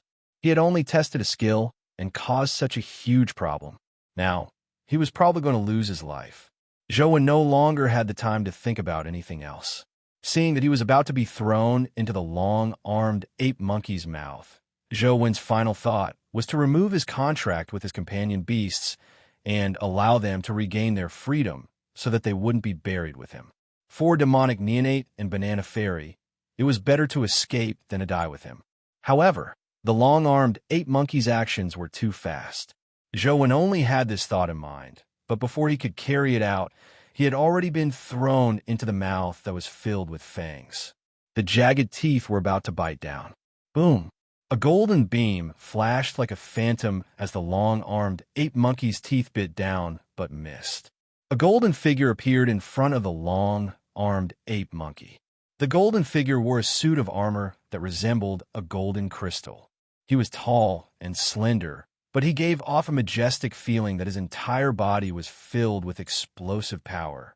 His long golden curly hair reached his ankles. His pair of golden eyes were as pure as flawless crystals. His face was like a spotless piece of peerless jade. It was as though the most beautiful thing in the world had landed on this man. Nothing could compare to the beauty of the world. The perfect combination of strength and beauty made him look like a perfect god that only existed in fantasy. However, such a pure and perfect man gave off an extremely evil feeling. It was as though one would fall into the realm of demons if they took another look at him. At that moment, the man was carrying a person with his arms like a princess. It was none other than Zhou, who had nearly been devoured by the long-armed ape monkey. Zhou looked at the man's face in a daze. He had already known who the man was from his aura and the connection between them, but he still found it unbelievable. Ting has actually become like this. Zhou was alarmed. If not for the contractual connection between them, Zhou wouldn't have believed that the man in front of him was Truth Listener. Roar! The long-armed ape monkey roared angrily at Zhou and Truth Listener. The roar blasted the seawater apart, forming a tsunami-like wave that spewed out in all directions. It slowly raised its gigantic arms, as though it was about to attack Zhou and Truth Listener. Truth Listener hugged Zhou as the golden light on its body flickered like flames. Its crystalline long hair danced with the flames as it stared firmly at the long-armed ape monkey. The long-armed ape monkey waved its huge arms and disappeared in an instant. Zhou knew that it wasn't a true disappearance, but that the long-armed ape monkey's strength and speed were just too powerful and fast. It had already broken through the limitations of space. Boom! As if it had suffered a heavy blow, Truth Listener's body flew out like a golden stream of light. It streaked across the sea and slammed into the swaying and shattering mountain wall, causing a large portion of the mountain wall to collapse. Golden blood seeped out of the corner of Truth Listener's mouth as it broke through the rubble and stood up. It carried Zhou out with both hands, but Zhou wasn't injured. Roar! The long-armed ape monkey roared at Diding again. However, Truth Listener didn't seem to hear anything. It just stood there with Zhou in its arms, staring coldly at the long-armed ape monkey. The long-armed ape monkey roared a few more times, as though it was telling Truth Listener not to be a busybody. However, Truth Listener ignored it and continued protecting Zhou. The long-armed ape monkey seemed to be infuriated by Truth Listener's stubbornness and rudeness. It raised its arm once again, wanting to attack again. However, it wasn't as decisive as before. It seemed to be hesitating. Boom! A loud sound shook the surroundings, and the sky seemed to split in half from the middle. Sunlight poured in, giving this doomsday-like world a bit more warmth. The long-armed ape monkey looked up. The sunlight scattered on its face, making its ferocious face appear much gentler. The other three apes roared into the sky. Their roars were filled with indescribable excitement and madness. After the golden-furred ape roared, it glanced at Truth Listener and Zhou. It actually spoke in human language and said, "Thank you." Then, its body tore through the sky as a cloud appeared beneath its feet. It shot into the horizon and vanished. The white-furred ape also looked at Truth Listener and Zhou, but it didn't say a word. All it did was shake its head before disappearing like a ghost. The long-armed ape monkey glared at Zhou fiercely and didn't attack again. It extended its arms and used its claws to pull at the two sides of the Rift Valley's stone dome. It forcefully pulled open the stone dome as though it was tearing the sky apart. Its feet exerted strength as it soared into the sky like a cannonball, instantly vanishing. Beneath its feet, the ground cracked and the seawater surged. It was a scene of the apocalypse. Zhou looked at the red-furred ape. The three monkeys had left, but it hadn't. It floated in midair and sized up Truth Listener and Zhou with its pair of yin-yang eyes. Its brows revealed an extremely human-like vexed expression. After a long while, the red-furred ape suddenly sighed and looked at Truth Listener. If you were to exchange your life for his, would you regret it? Truth Listener didn't say a word, but its resolute gaze explained everything. Forget it. Life and death are fated. It's not up to anyone. Remember, you only have one life, and only one can live. With that said, the red-furred ape slowly walked towards the sky. Under its feet, there seemed to be an invisible staircase. The red-furred ape took 49 steps, and its figure became fainter as though it had turned into nothingness. It vanished just like that. After the red-furred ape vanished, Truth Listener placed Zhou on the ground and suddenly spat out a mouthful of blood. The golden light on its body rapidly converged as its body gradually transformed from a human into an ape. Earrings appeared out of thin air and returned to Truth Listener's ears one after another. When the sixth earring returned to his ear, he had already transformed back into the six-eared golden monkey. It was impossible to tell that he was the godlike man from before. Zhou took out the dragon tiger pill essence and wanted to feed it to Truth Listener. But Truth Listener shook its head and suddenly transformed into a stream of light that returned to Zhou Wen's ear, returning to its earring state. When the earring returned, Zhou felt the world become extremely complicated. All sorts of sounds entered his ears, and it was so noisy that it felt like his head was about to explode. Countless sounds entered Zhou Wen's ears. There were so many that he couldn't count them. They were far and near, as though they came from the ends of the sky. They were extremely close, as though countless people were muttering in his ears. There were so many sounds that it was unimaginable. If a drop of water represented a different sound, then in a second, Zhou would receive more sounds than the Pacific Ocean's water. With the sounds of the world in his ears, Zhou experienced a magical power, but at the same time, he realized that it might not be a good thing. There are too many useless sounds. Trying to find the sound he needed to hear in the sea of sounds was no different from finding a needle in a haystack. At the very least, Zhou wasn't used to such a state.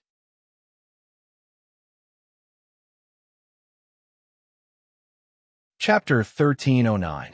Zhou had yet to adapt to the state of receiving the sounds of heaven and earth, but he wasn't in the mood to think about it. He planned on leaving first. After flying out of the torn stone sky, Zhou turned his head and couldn't help but gape. He thought that the place he had just flown out of was a huge underground space, but when he looked back, he realized that it was just a gourd-shaped stone. It was only a foot tall and looked very rough, as if it was naturally formed. It was full of edges and corners, and it was among the pebbles by a small stream. At that moment, the gourd-shaped stone had already broken into two. He could see water flowing out, but the amount that flowed out was very small. It was probably the amount of mineral water. I was in this thing just now? Zhou found it unbelievable as he walked to the two halves of the gourd-shaped stone and reached out to pick them up. However, no matter how Zhou looked at it, it seemed to be a very ordinary stone. Apart from its strange shape, there was nothing special about it. Zhou squeezed it hard and the stone shattered, falling to the ground. Was I dreaming just now? Zhou looked around and saw the gurgling stream. Green bamboos formed a shade, and the bright sunlight shone on him. It was warm, making him unable to tell if it was reality or a dream. Soon, Zhou knew that he wasn't dreaming. The sounds of heaven and earth that sounded in his ears made Zhou uncomfortable due to the huge amount of information. He couldn't even distinguish the sounds that were right in front of him. Zhou first attempted to locate himself, but he never expected that there was still a phone signal in this place. He used his phone's positioning function and realized that he was still in the East District.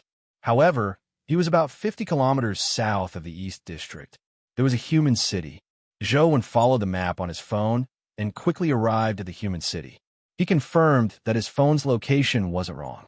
On the way, Zhou kept trying to deactivate Truth Listener's power, but he couldn't. The sounds kept surging into his ears. Ordinary people could tell what the sound came from based on the volume and location of the sound, But Truth Listener's listening mode was somewhat different from the average person's. Regardless of the distance, regardless of how loud or soft the sound was, Joan could hear it clearly. Furthermore, the number of sounds coming from the same spot was unimaginable. There was clearly nothing in front of him, but Joan could hear countless sounds coming from there. Now, if Joan wanted to hear a particular sound clearly, he had to switch to a fixed channel like a television channel to be able to accurately hear the sound. Otherwise, his brain wouldn't be able to process all the sounds mixed together. The outcome would be the same as not hearing anything.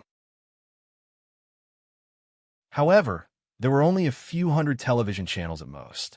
The choices Joan had to face were as numerous as the eternal sands. It wasn't easy to make the right choice. He needed to slowly get used to it. Joan knew that this was because his ability was too weak and Truth Listener's ability was too strong, resulting in such hearing difficulties. When he could reach the level of Truth Listener's ability, he probably wouldn't have such problems again. He took out his phone again and took a look at Dieting's information.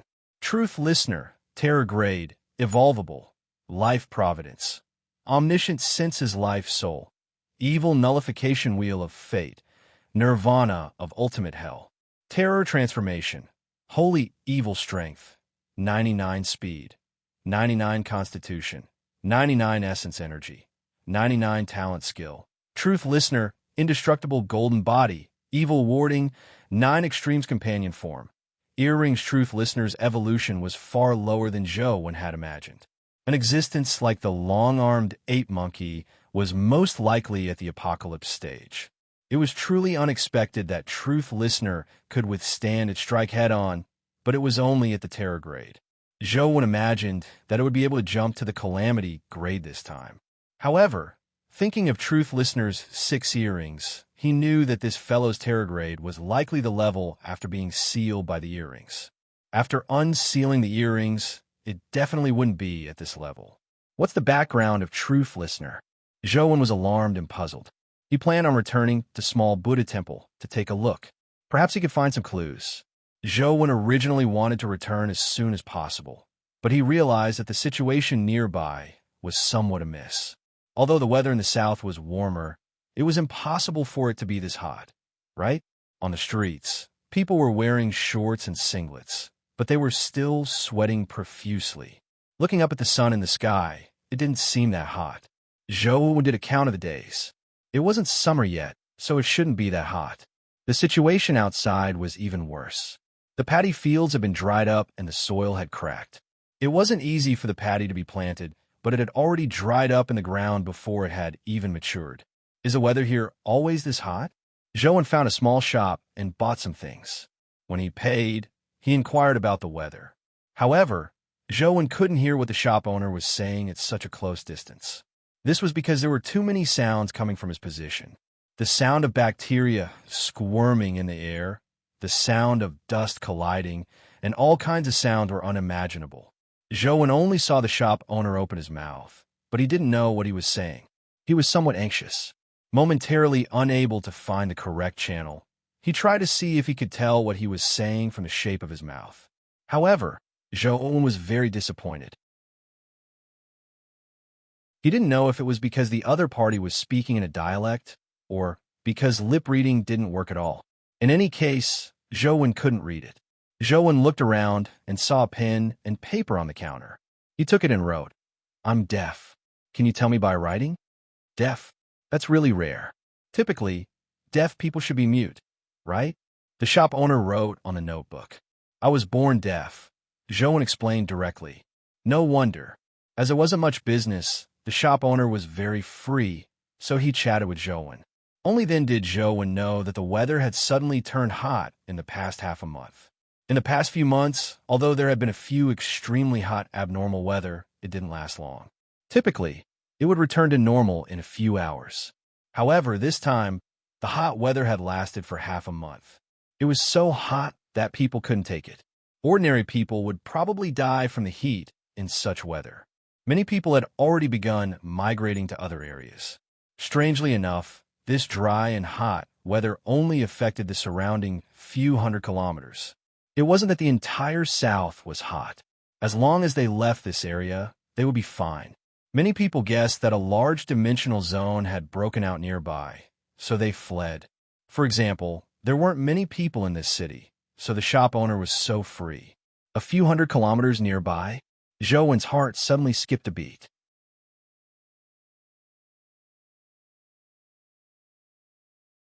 Chapter 13:10. Zhou quickly took out his phone and checked the map to confirm that he hadn't remembered wrongly. The Zhang family is in this area. Zhou opened his address book and sent a message to Zhang Yuji. I happen to have something to do near your house. Do you have time to meet? What's the matter?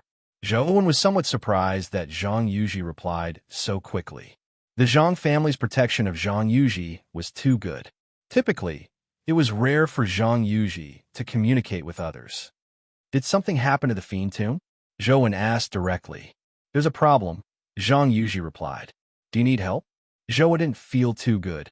Although Zhang Yuji made it sound easy, Zhou knew that once something happened to the fiend tomb, it definitely wouldn't be a small problem. The one inside was very likely the legendary drought demon. If she were to appear, there was a high chance that she would be accompanied by a natural disaster. Unlike ordinary guardians, she was a guardian that had survived the mythical era. Her level was very high. Although Zhou wasn't sure if a calamity-grade guardian would trigger a natural disaster phenomenon, legend had it that when the drought demon appeared, it was indeed a barren land for thousands of kilometers. Furthermore, the weather in the nearby area seemed to have been affected. This was very terrifying. Tsukiyami's ghost parade was already very terrifying, but compared to the drought demon, it was nothing. For thousands of kilometers, everything would be scorched wherever it passed. It was a barren land. As long as the drought demon passed through the area, humans would probably die. However, from the current situation, the drought demon likely hadn't appeared yet. Otherwise, it wouldn't be as simple as the weather turning hot. It's just a small problem. The family is trying to resolve it. However, it's rare for you to take the initiative to help, so I won't stand on ceremony. Coincidentally, I have something I need help with. Come to my house first. Zhang Yuji finally sent a playful winking emoji. All right, I'll be right there. Seeing that Zhang Yuji seemed to be in a good mood, Zhou couldn't help but heave a sigh of relief. From the looks of it, the problem wasn't serious. When Zhou arrived at the Zhang family, Zhang Yuji was already waiting for him at the door. Zhang Chunxiu was with her. Zhou, it's really difficult to meet you now, Zhang Yuji said with a smile. Didn't I come by myself? It wasn't easy for Zhou to explain.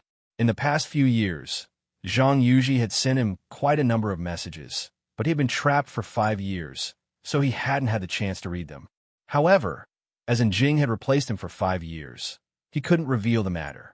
Brother Zhang, how's the situation with the fiend tomb? Zhou was very concerned about the fiend tomb. This was because once the drought demon was born, it would not only affect the Zhang family, but also the entire city and land. When the time came, the entire East District might suffer from a terrifying natural disaster. Zhou and his family would not be able to completely stay out of it. I'm thinking of a way to resolve it. The area affected shouldn't be too large, Zhang Chunxiu said. Seeing Zhang Chunxiu say so, Zhou felt a lot more at ease. After some thought, he asked, Brother Zhang, I've only heard that the birth of calamity-grade dimensional creatures will be accompanied by a calamity phenomenon. I wonder if the birth of a calamity-grade guardian will also trigger a calamity phenomenon? Zhang Chunxiu pondered for a moment and said, generally speaking, the appearance of all calamity-grade creatures won't trigger a calamity phenomenon. Only when a creature advances to the calamity realm will it trigger a calamity phenomenon. No matter what creature it is, it's the same. Guardians are naturally no exception. Upon hearing Zhang Chunxiu's words, Zhou felt that this matter wasn't serious. The drought demon was already at the calamity grade in the mythical era.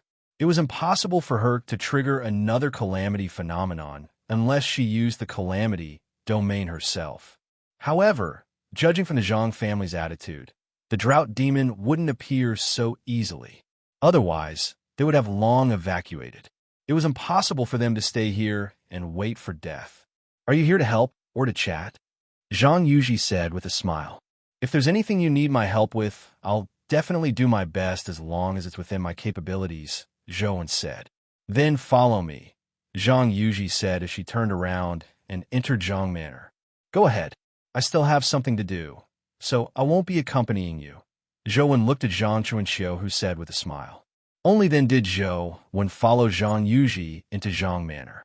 As the Zhang family doted on Zhang Yuji to the extreme, and due to Zhang Yuji herself, the Zhang family typically didn't allow outsiders to come into contact with her. Zhou followed Zhang Yuji through corridors and courtyards before arriving at a small yard. This yard wasn't very big, but it was decorated very elegantly. There were many flowers and plants planted inside, but they didn't make one feel that they were unnecessary. It was as though every blade of grass and flower was meant to be there. Zhou didn't know much about flowers and plants, but he could tell that the person who had decorated this yard was very powerful. He was a transcendent figure who had a profound understanding of mountains and rivers. My garden isn't bad, right? Zhang Yuji asked Zhou smugly. Did you set this up? Zhou asked in surprise. Why? Can't I? Zhang Yuji curled her lips. No, it's great. I never expected you to be so accomplished in this aspect, Zhou said sincerely. He had always wanted to learn the Tao of nature and use it to comprehend the true meaning of slaughterer. This was because Zhou had a nagging feeling that slaughterer's foundation wasn't as simple as slaughtering. Perhaps slaughterer's foundation was related to the Tao of life. Slaughterer was unable to transform into his terror form, so Zhou had the idea of learning the Tao of nature. However, he really wasn't made for this, so he didn't have any achievements. It's really rare to receive your praise. However, your level of praise isn't very good, Zhang Yuji said happily. I'm really not good at that. Let's talk about what I can help with, Zhou said. You are really boring. I don't think you have any friends, right? Zhang Yuji said with a twitch of her lips. Indeed, I don't have any friends. Zhou thought about it carefully and realized that it was true. He really couldn't think of many who could be considered friends. What does this have to do with what you want me to help you with? Zhou asked again. You're really hopeless. Wait for me here. Zhang Yuji rolled her eyes at him before turning around and walking into the house. Soon, she came out with a bucket. Come on, help me plant flowers today. Zhang Yuji took out a shovel from the bucket and handed it to Zhou. You wanted my help to plant flowers? Zhou was slightly taken aback. Why? Do you go back on your word? Zhang Yuji said to Zhou with a smile. All right, I'll do whatever you say. Zhou felt that this was a good thing. For Zhang Yuji to be so relaxed meant that the matter with the fiend tomb wasn't too serious. Therefore, under Zhang Yuji's instructions, Zhou began his career as a gardener. Loosen the soil. Sigh, why are you so stupid? It's loosening the soil, not digging a hole. Pour some water over there. I asked you to water it, not drip by drops. If you pour out drop by drop, how long will it take? Ah, why did you pour it all in? Do you want to drown my poor flower?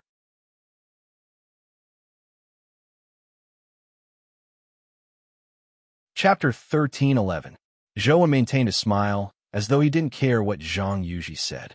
In fact, Zhou basically didn't hear what Zhang Yuji said. Along the way, he had been trying to get used to the heaven and earth sounds that Truth Listener gave him. However, it was just too difficult. Ignoring the fact that he could receive all the sounds, Zhou could only occasionally hear the correct channel for the voice in front of him. When he listened to Zhang Yuji's words, he basically listened and guessed. The remaining 10% relied on blind guesses. That was why he kept doing the wrong things Zhang Yuji asked him to do. Otherwise, with his control over his strength, he wouldn't have made so many mistakes even if he didn't know how to plant flowers. Zhou originally imagined that Zhang Yuji would be angry at his actions. After all, it was obvious that a lot of effort had been put into this garden. Every blade of grass and tree looked ordinary, but they were actually carefully selected. However, although Zhang Yuji kept nagging at Zhou, she wasn't really angry. Instead, she patiently told Zhou what to do. However, as Zhou was basically listening and guessing, he couldn't understand half of it. Therefore, he appeared very clumsy. Often, Zhang Yuji repeated it several times, but Zhou still couldn't figure out the situation. Zhang Yuji wasn't in a hurry either. She seemed to treat teaching the stupid Zhou how to plant flowers and nagging as a form of pleasure. Zhou wasn't in a hurry. After all, he had to practice adapting to the powers that Truth Listener gave him. However, it made him feel a little embarrassed that he kept doing things that didn't match up. That day, Zhou didn't do anything other than helping Zhang Yuji destroy the garden. No, it should be said that he destroyed the garden. Zhou didn't quite understand. He had made many mistakes, such as watering the roots with water that was supposed to be watered on the leaves. Although it wasn't a big deal, the many mistakes made the originally perfect and exquisite garden lose its flavor. Zhang Yuji knew this, but she refused to do it herself. She continued instructing Zhou. Only when the sun set did Zhang Chunxiu call them for dinner. Only then did Zhang Yuji let Zhou off. Although Zhou had been listening more than speaking, Zhang Chunxiu and Zhang Yuji were extremely smart people. They could naturally tell that there was something wrong with Zhou's hearing. However, since Zhou didn't say anything, they didn't ask. They continued chatting with him with a smile. Even if Zhou's answers didn't match up, they could still continue chatting as though they hadn't discovered his abnormality. It's getting late. It's time I bid you farewell. After the meal, Zhou planned on returning to Luoyang. No way. I haven't even finished the work in the garden, and you're leaving just like that? Isn't that giving up halfway? Zhang Yuji glared at him. Even though Zhou didn't hear what Zhang Yuji said, he could tell what she had said from her expression. Zhou realized that not being able to hear what the other party was saying wasn't necessarily a bad thing at times. Someone said that closing one's eyes and listening to the world would allow one to discover many beautiful things that had been neglected in the past. In fact, it was the same the other way around. Without sound, one would not be able to hear the other party's language. Without the modifiers of words, one would be able to discover many things that would have been difficult to discover in the past. I didn't know human expressions and body language were so interesting. Zhou realized that it was very easy for him to ignore the other party's emotions in the past. He would only judge the other party's thoughts from their words. But now he realized that most of the time, words could lie, but the emotions reflected by body language could not. During the period when he couldn't hear what the other party was saying, his ability to read body language rapidly improved. I can't stay here forever to help you take care of the garden, right? Zhou said. Being able to read a person's emotions didn't mean that Zhou had a high EQ. In fact, reading comprehension and instinctive reaction were two different things. At the very least, you have to fix the parts you destroyed, right? Zhang Yuji said. When Zhou heard this, he thought about it carefully and felt that it made sense. He was clearly here to help, but he had left the garden in such a state. It wasn't good. All right, let's continue tomorrow. Zhou thought to himself that he had roughly learned the habits of the flowers and plants today. It wouldn't take long for him to finish the task tomorrow. Zhang Yuji's health didn't seem to be very good. After the meal, Zhang Chunxiu got someone to send her back to rest. Don't think of running away shamelessly. Before leaving, Zhang Yuji turned her head and teased Zhou. Zhou didn't hear what she was saying, nor could he guess what she meant from her expression. All he could do was respond with a smile. Zhang Yuji giggled, then turned around and left. Zhou was helpless. He didn't know what Zhang Yuji was saying, much less why she was laughing. He felt like a fool. I'll take you to your guest room. After Zhang Chunxiu brought Zhou into the guest room, he didn't leave immediately. Instead, he sat down at the table. Zhang Chunxiu reached out his index finger and dipped it in the teacup. He wrote, Zhou, do you need help? Thank you. I'm fine. I'll recover in a while. Zhou wasn't surprised. It would be strange if Zhang Chunxiu couldn't tell. I do have something that I need your help with. Zhang Chunxiu wrote seriously. Is the situation in the fiend tomb very bad? Zhou was alarmed as he hurriedly asked. Zhang Chunxiu shook his head and wrote, I hope you can stay in the Zhang family for 4 more days. Why? Zhou looked at Zhang Chunxiu in puzzlement. He wanted him to stay, but he didn't say what he wanted him to do. This puzzled Zhou. Help me protect my little sister for the next 4 days. The little sister Zhang Chunxiu mentioned was Zhang Yuji. as Zhang Yuji was the only female in the Zhang family's generation. Zhang Chunxiu and company were used to calling her little sister. Yuji is in danger? Zhou Wen's expression turned solemn. Zhang Chunxiu nodded. There's something wrong with the Zhang family. I'm afraid that someone will harm my sister. You should understand that it's not convenient for me to use my own family at such a time. 4 days. No problem. Zhou Wen thought for a moment. If that was the case, it shouldn't be difficult. Although the Zhang family was powerful, they didn't have a calamity-grade expert. It shouldn't be too difficult to protect Zhang Yuji. Thank you. Zhang Chunxiu said the word with his mouth. Zhou Wen happened to hear this and shook his head. Yuji is my friend. She once saved me. This is what I should do. Zhang Chunxiu didn't say anything else. He smiled at Zhou Wen and got up to leave his room. After Zhang Chunxiu left the courtyard, Zhang Xiao walked over and asked in puzzlement, "Why did you make Zhou Wen stay at such a time? My sister has sacrificed too much for the Zhang family in her life. She doesn't even have a normal friend. Since she's happy, let Zhou Wen stay with her for a few days," Zhang Chunxiu said with a sigh. "That punk, Zhou Wen, is a fool. Since you want to make my sister happy, you should tell him about it and get him to do his best to please her. Otherwise, with Zhou Wen's personality, he will only make her unhappy," Zhang Xiao said. "Are you questioning my sister's intelligence? Or do you think she's the kind of person who will happily accept pity?" Zhang Chunxiu glanced coldly at Zhang Xiao.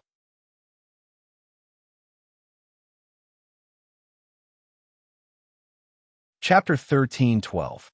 Zhang Xiao was alarmed as he hurriedly lowered his head and said, "I was too impatient. I also hope that my sister can be happy." "Happy? I hope she can be sad." Zhang Chunxiu looked up in a certain direction and said with a complicated expression, "Born in the Zhang family, she doesn't even have the right to be sad. If possible, I hope she can understand what it means to be sad. That way, at least she will still be my sister."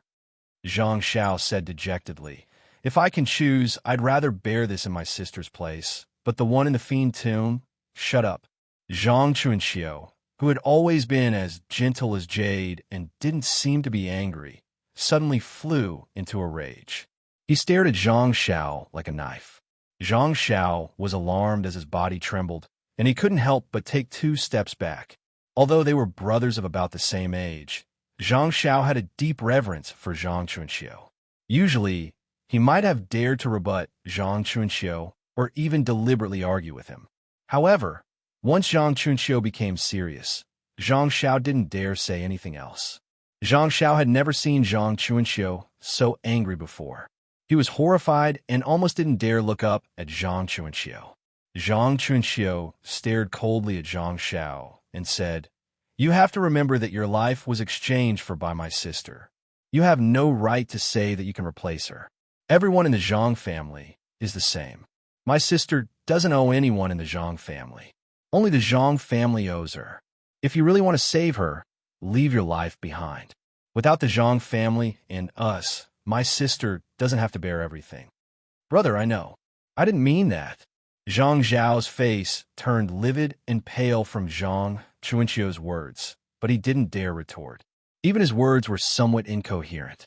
Zhang Chunxiu didn't say anything else, nor did he listen to Zhang Xiao.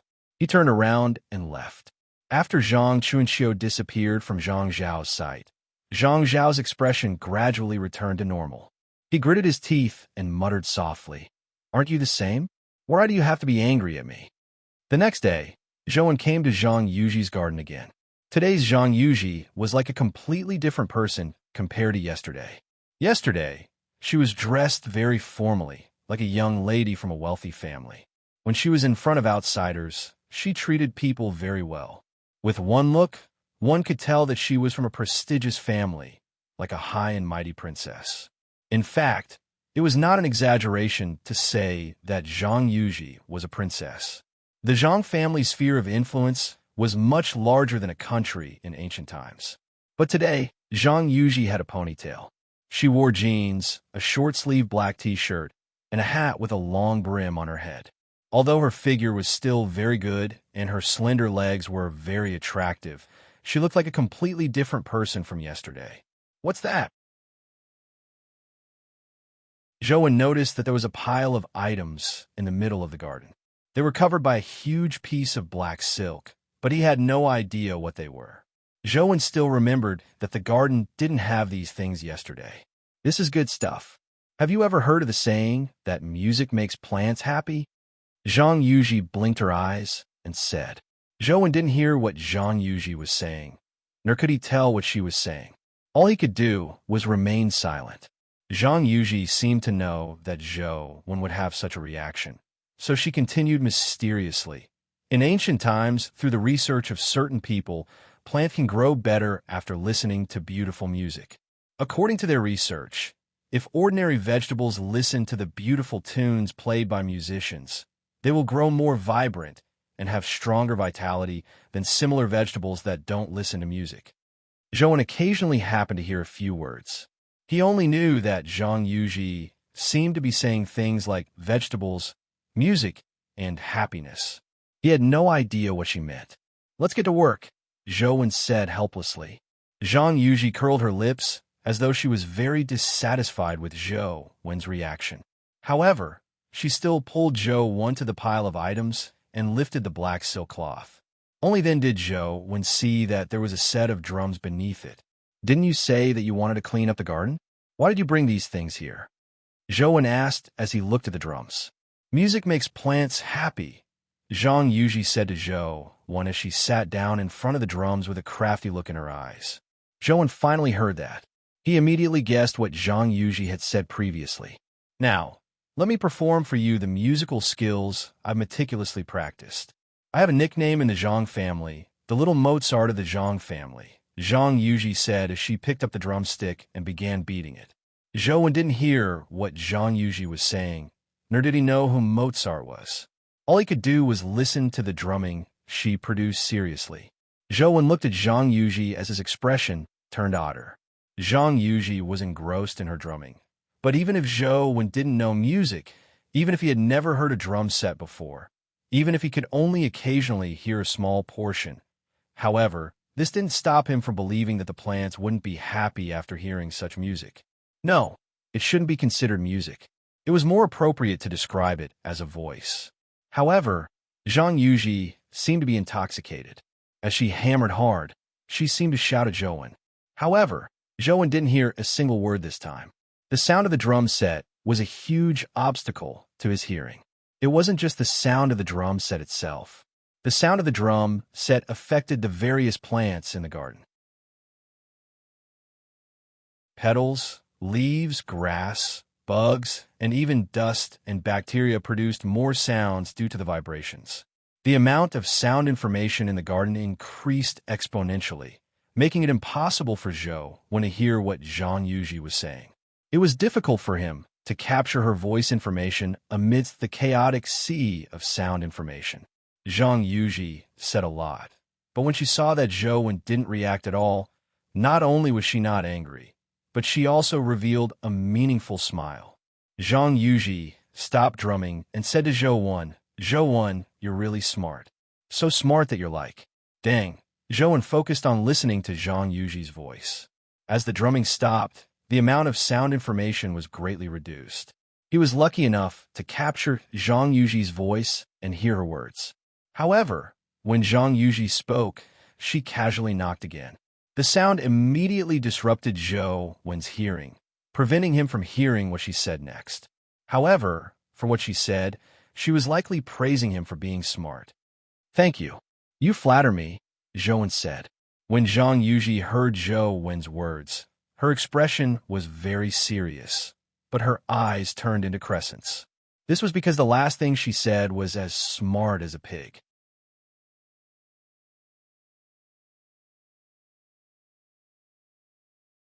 Chapter 13:13. Zhou, you're a big idiot. You're simple-minded, well-developed, and as stupid as a pig. When Zhang Yuji cursed, her face was filled with admiration. However, as she spoke, she struck the drum. Zhou really didn't hear what she was saying, so he felt somewhat depressed. Only when Zhang Yuji stopped striking the drum did Zhou finally hear half a sentence. I really admire you. Zhang Yuji's voice finally entered Zhou's ears. I'm not that good either. Zhou scratched the back of his head in embarrassment. He never expected that Zhang Yuji had been praising him for so long. Zhou felt that perhaps Zhang Yuji was too embarrassed to praise him directly, so she used such a tactful method. I really admire you. To be so completely stupid. Zhang Yuji continued striking the drum. Zhou saw Zhang Yuji speaking as she struck the drum. Her expression seemed innocent and kind, but Zhou had a nagging feeling that something was amiss. No, I have to think of a way to hear what she's saying. Zhang Yuji kept talking to Zhou, but he couldn't hear anything. This left him depressed. It wasn't that he wanted to talk to Zhang Yuji, but he felt that something was amiss. Zhang Yuji's drumming was clearly interfering with his hearing. However, it was already difficult to capture Zhang Yuji's voice. With the drumming, it was even more difficult. Zhou tried again and again, but the outcome wasn't ideal. As the interference was too severe, it was almost impossible to capture Zhang Yuji's voice. It's impossible to rely on luck to capture the sound. However, the location and the intensity of the sound can't determine the source of the sound. Is there any other way to lock onto a particular sound? The first thing Zhou thought of was naturally the frequency of the sound. Using the frequency method could indeed determine some special frequencies of sound, but the frequency of a human's voice was just too ordinary. It would be drowned out by many other sounds. Even if Zhou locked onto Zhang Yuji's voice frequency, he would still receive a massive amount of sound information. Finding Zhang Yuji's voice was no different from finding a needle in a haystack. If the frequency doesn't work, are there any other characteristics to the sound? Frequency, pitch, and timbre. Within a certain range, the recognition of human voices is indeed very high, but this information is hidden in the vast amount of sound information. There are too many similar sounds. There are billions of humans alone. The interference is just too severe. Zhou could only listen to Zhang Yuji's voice again and again. He hoped to discover something different about other voices, but it didn't go so smoothly. The human voice didn't have a high degree of recognition among the sea of sound information. Zhang Yuji wasn't always playing the drums. When she wasn't, she would instruct Zhou to take care of the plants. At this moment, Zhou could easily capture Zhang Yuji's voice information and use it to constantly compare and judge. Although Zhou couldn't hear Zhang Yuji's voice when she was playing the drums, his ability to capture her voice was getting better. Zhou spent the next few days in the Zhang family. Zhang Yuji played with Zhou in different ways. In the morning, she played the drums, in the afternoon, and in the evening, she played the violin.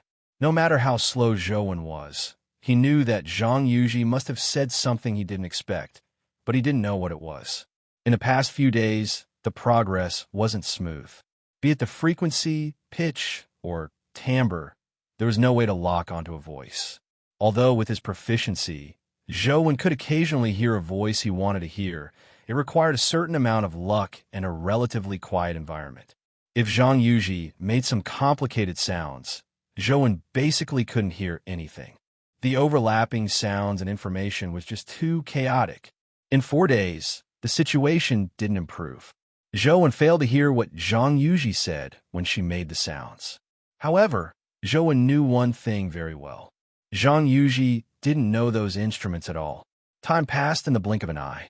Soon, it was time to meet Zhang Chuanxiu, but Zhou found it odd. Zhang Chuanxiu was afraid that someone would harm Zhang Yuji, but nothing happened in the past 4 days. Apart from Zhang Chuanxiu and a few others, no one approached the garden. Of course, Zhou didn't wish for anything to happen. Zhang Chuanxiu came to find Zhou and told him that the matter had been resolved. He could leave the Zhang family. When Zhou went to the garden to bid farewell to Zhang Yuji likely knew that Zhou was leaving today and was waiting for him in the garden. I still have one last instrument that I'm good at. Listen to it before you leave, Zhang Yuji said to Zhou. Zhou felt somewhat helpless when he heard that. He was about to leave, but Zhang Yuji was still trying to tease him. Just as Zhou was thinking about how to reject Zhang Yuji, she had already sat down in front of zither. Closing her eyes, Zhang Yuji's fingers hovered over the zither strings. After a while, she finally plucked the strings. She kept her eyes closed as her fingers danced on the zither strings. Even though he couldn't hear the zither music, Zhou knew that Zhang Yuji wasn't playing blindly just by looking at the rhythm of her fingers. She really knew how to play. After playing for a while, Zhang Yuji spoke again. However, this time, she wasn't speaking but singing. Looking at Zhang Yuji, who was playing and singing with her eyes closed, Zhou suddenly wanted to know what she was playing and singing. For some reason, Zhou didn't feel anything when Zhang Yuji produced so many instruments and sounds in the past. However, this time, looking at the expressionless Zhang Yuji with her eyes closed, Zhou felt something stir in his heart. As he watched, Zhou suddenly heard a gentle voice. The voice sounded very soft and weak amid the chaotic sounds. But Zhou gradually felt that the surrounding sounds that were like a tidal wave were gradually weakening as the voice became clearer. Dreamer, familiar face, you are the gentleness I've been waiting for. Even if tears drown the world, I won't let go. Every moment, waiting alone, just because I once made a promise. Zhou finally heard what Zhang Yuji was singing and playing. The music and singing were very moving, but for some reason, Zhang Yuji gradually turned into a little girl in Zhou's eyes. She hugged her knees and curled her body, trembling in the endless darkness. There was no light in her world.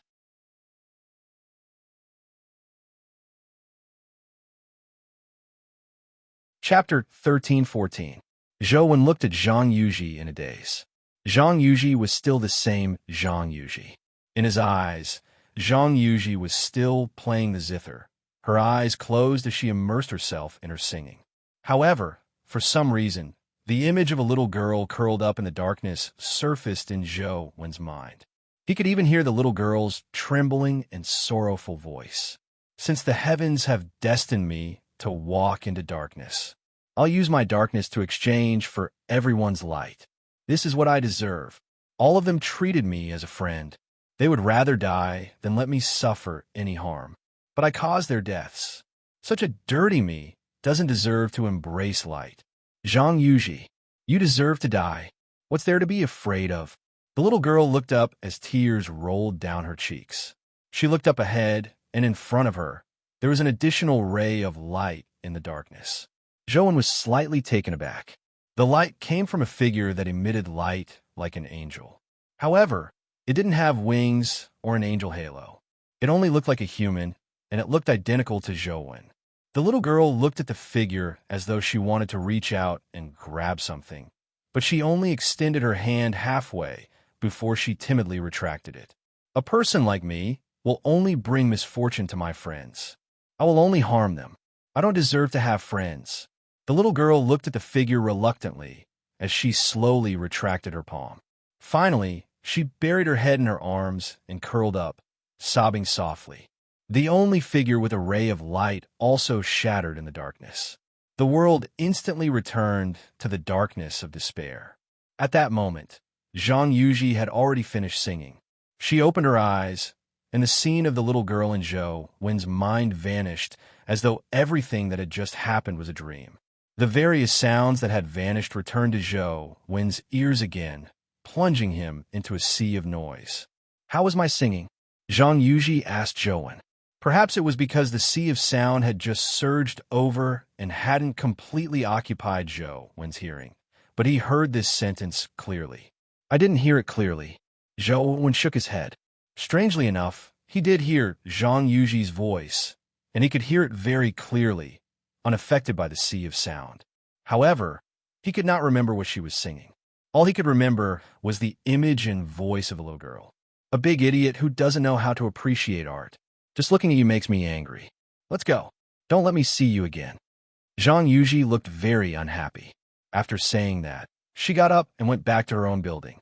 Sorry, Yuji has been spoiled by us. She's a little willful, but she doesn't have any ill intentions.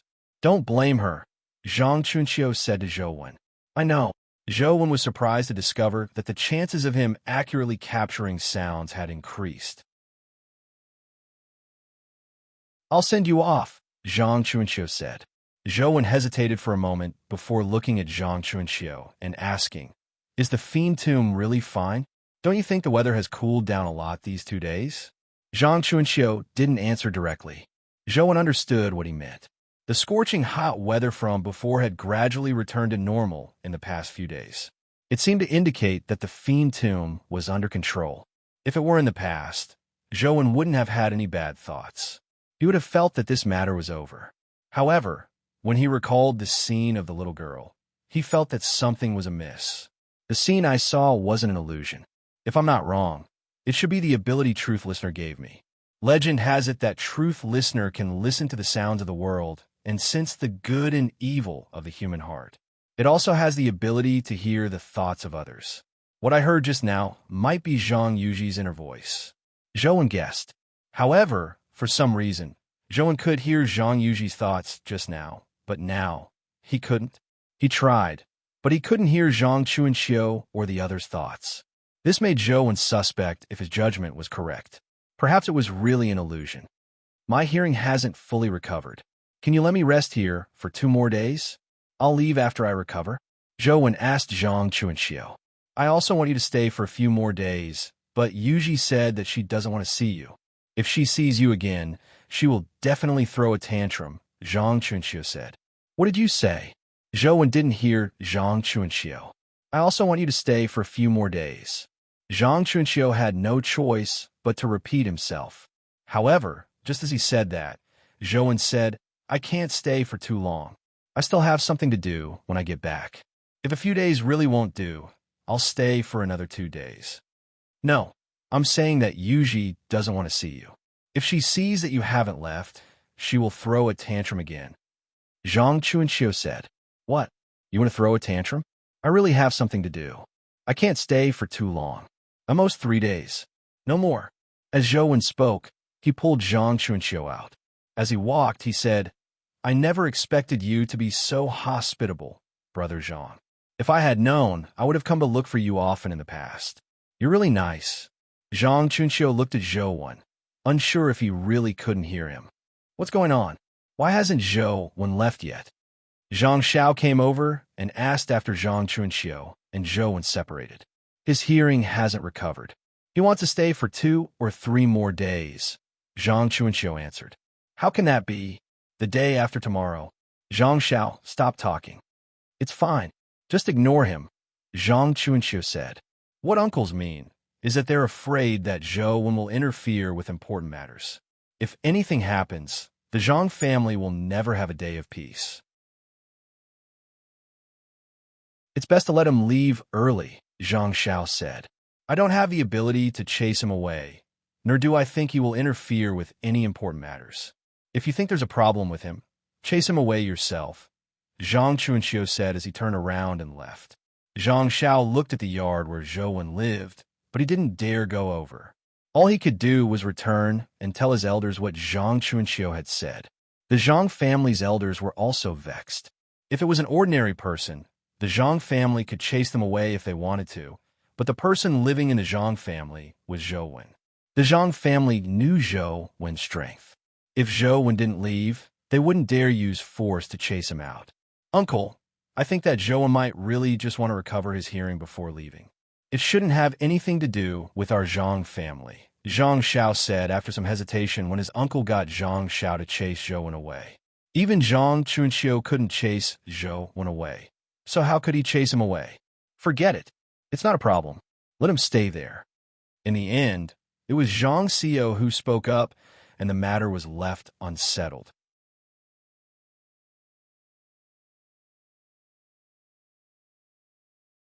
Chapter 13:15. Inside the house, Zhou attempted to enter that state again. In that state, he could directly hear the voice in his heart and even turn it into an image. As long as he had such an ability, he might be able to figure out the truth from the Zhang family. However, it was unknown if Truth Listener's ability hadn't truly reached that stage, or if Zhou's strength wasn't compatible with Truth Listener, but he failed to enter that state after many attempts. However, ever since he heard the voice in his heart, Zhou's ability to capture voices had become much stronger. The distance and strength weren't a problem for Zhou. As long as he found the right channel, no matter how far away they were, how soft the voice was, or even if someone whispered into his ear on Venus, Zhou could hear them clearly on Earth.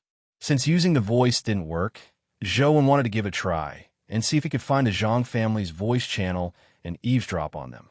This was clearly not an easy task. Zhou still couldn't accurately capture voices when they were face to face.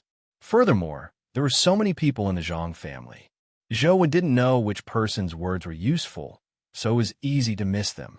With no other choice, Zhou could only try slowly. After all, he had to practice controlling his hearing, so he treated it as practice. After listening for a long time, he could occasionally hear some of the Zhang family's words. However, they were all over the place, and some of them were just a few words. He didn't discover anything useful. All Zhou could do was continue practicing. He realized that ever since he heard Zhang Yuji's voice, his control over voice information became stronger and stronger. He improved very quickly. Outside the building, Uncle Zhang coughed lightly and said, "Yuji, are you resting?"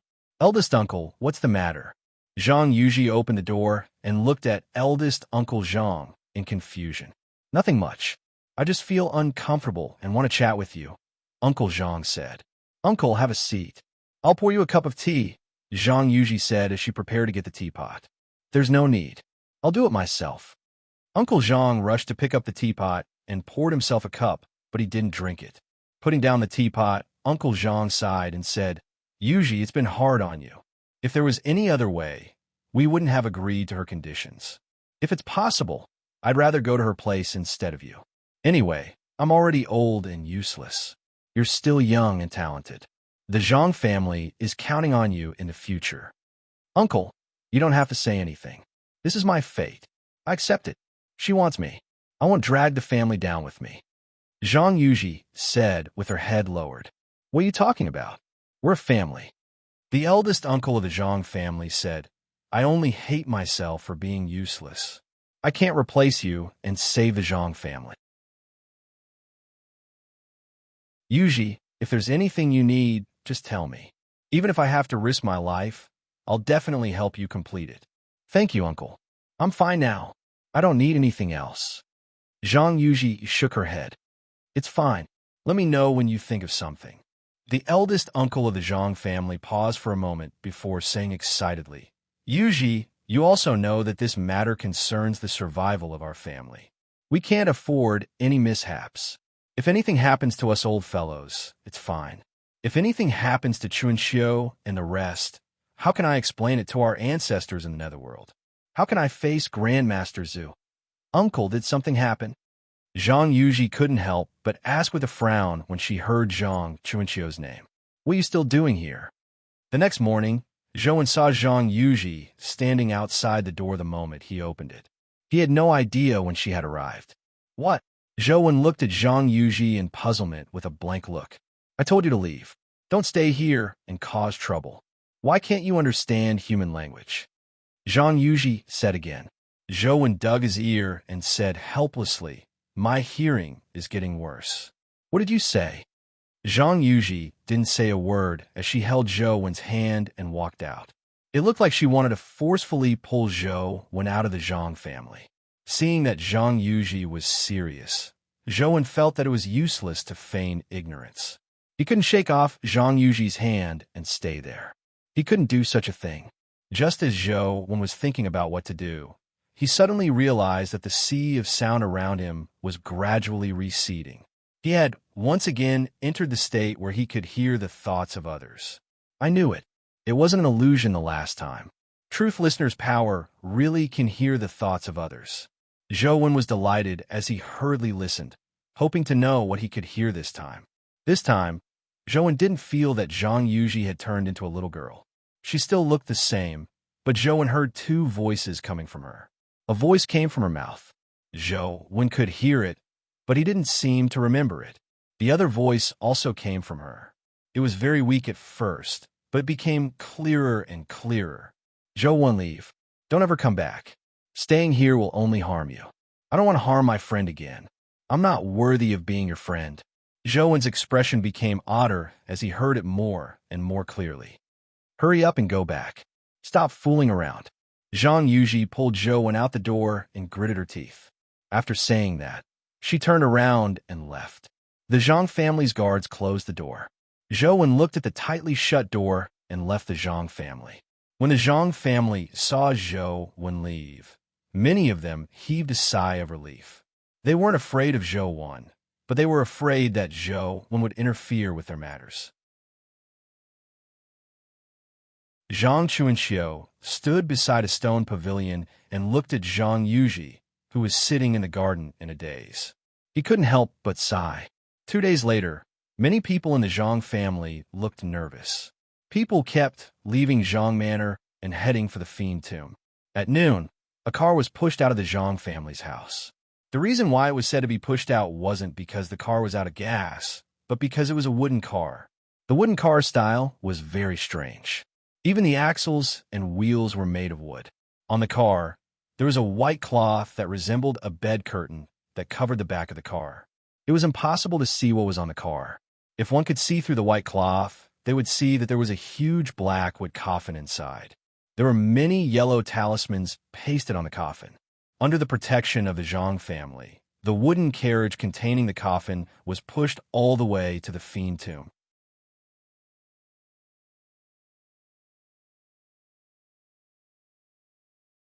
Chapter 13:16. If Zhou saw the current appearance of the Fiend Tomb, he would definitely be shocked. It could no longer be called a tomb. Not only was there no tomb, but there was also a huge pit that looked like a bottomless pit. Flames rose from the pit as the blazing white flames spewed dozens of meters high. If it wasn't for the seal set up by the Zhang family suppressing it, the flames would have long soared into the sky and made the world know.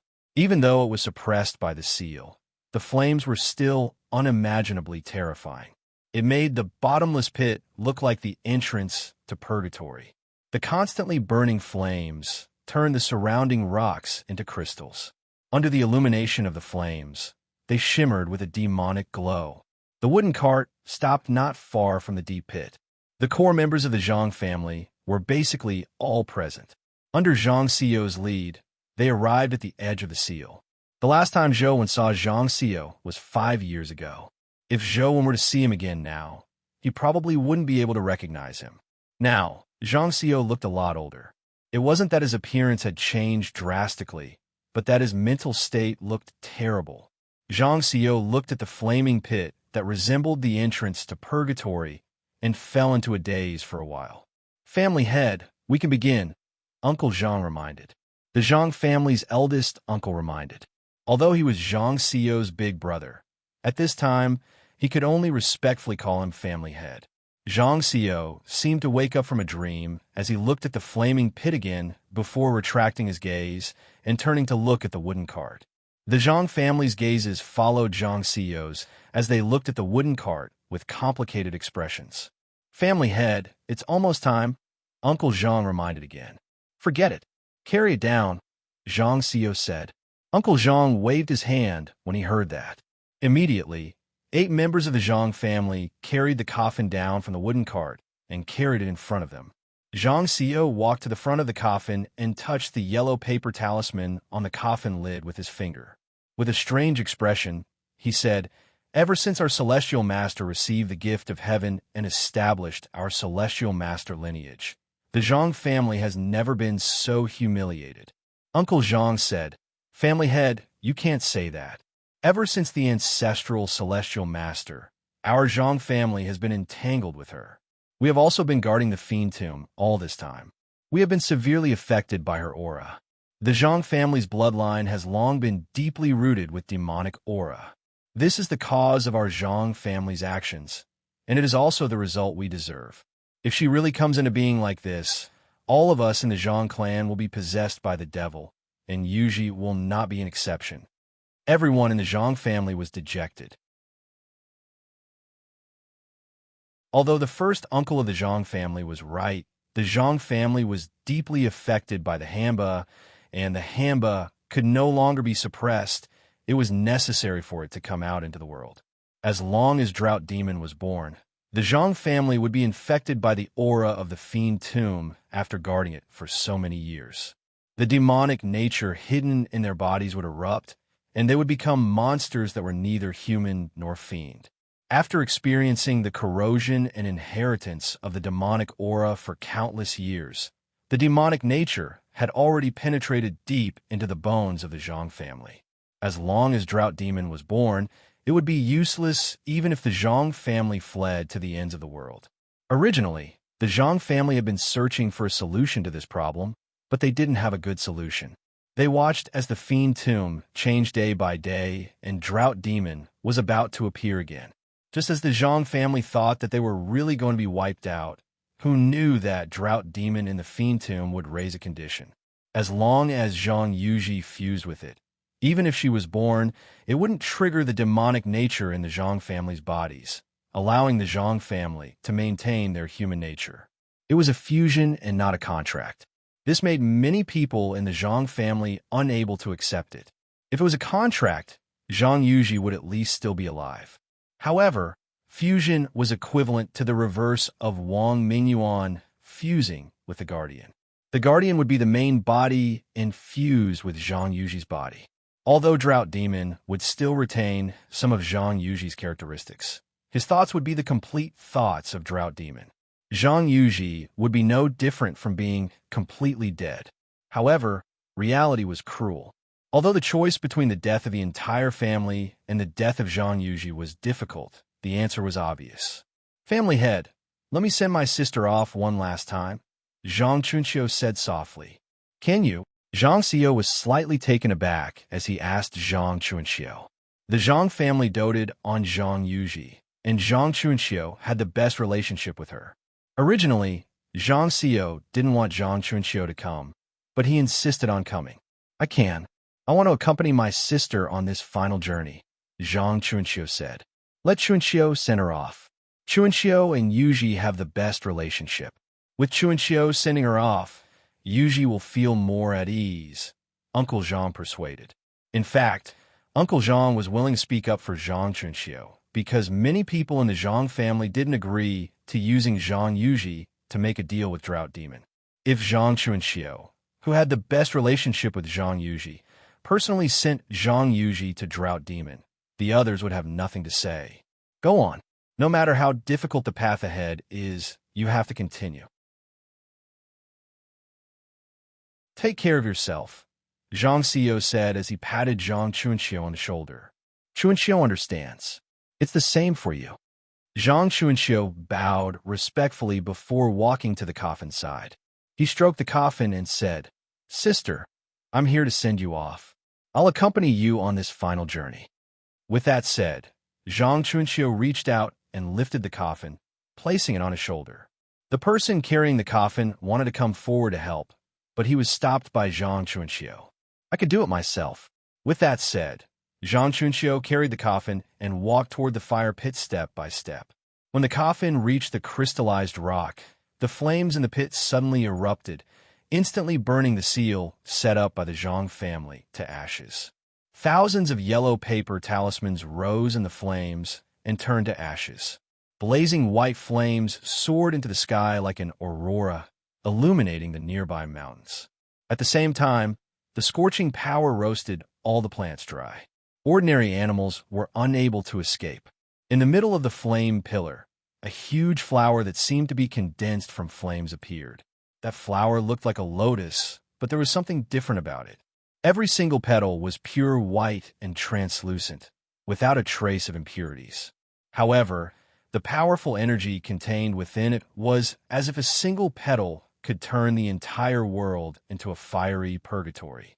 Place her in the flower, and the grudge between me and the Zhang family will be written off. From now on, you don't have to suffer the pain of the demonic nature anymore. A strange female voice sounded from the fire pit. Zhang Chunxiu carried the coffin and stared at the flower. He said calmly, "Legend has it that Drought Demon was originally a goddess who helped Emperor Huang defeat the Count of Wind and Master of Rain. As she didn't return to the heavenly realm in time, she could only wander the north. However, the power of fire on Goddess Drought Demon was too powerful. Wherever she passed, there was scorched land.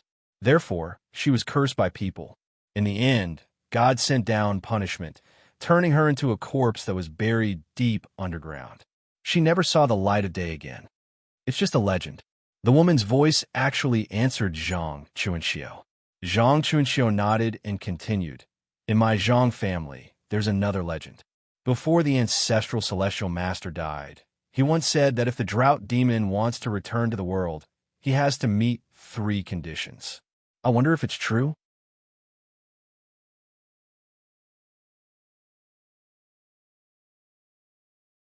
Chapter 13:17. Chuanxiu, what are you doing? Do what you have to do. Uncle Zhang felt that something was amiss. Zhang Chuanxiu ignored him. Without hearing the woman's answer, he continued, Earth-fire movement, corpse peanut, and living dead. Only when these 3 conditions are met can Drought Nanny be born. Even if I don't appear, destroying the Zhang family will be a piece of cake. Drought Nanny's voice finally sounded again. By saying that, she seemed to have tacitly agreed to Zhang Chuanxiu's 3 conditions. Zhang Chuanxiu continued, Of course, if you want to destroy my Zhang family, there's no need for you to go through so much trouble. All you need to do is trigger the demonic nature in us. However, I heard that earth fire is an extreme fire. It's not an exaggeration to say that it's the flames of hell. The corpse flower produced in the earth fire is the source of all een. It's most compatible with your strength. Half of the reason you're suppressed here is because you're being suppressed, but the other half is probably because you want to use the power of the earth fire and corpse flower to improve yourself. Are these also the last words of that Zhang fellow? Drought Nanny asked. Zhang Chuanxiu didn't answer as he continued. From the looks of it, you've almost succeeded. However, this extreme een power can't break through the laws and exist in this world. It's not a power that should exist in this world.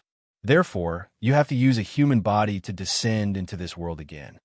However, this person is not an ordinary person. What you need is to be able to withstand the extreme een fire, but not to have a pure een attribute physique. This kind of physique is extremely rare. Even the Zhang family, which has been invaded by demonic qi for countless years, I'm afraid that only my little sister has such a physique. So what? Drought Nanny didn't deny it.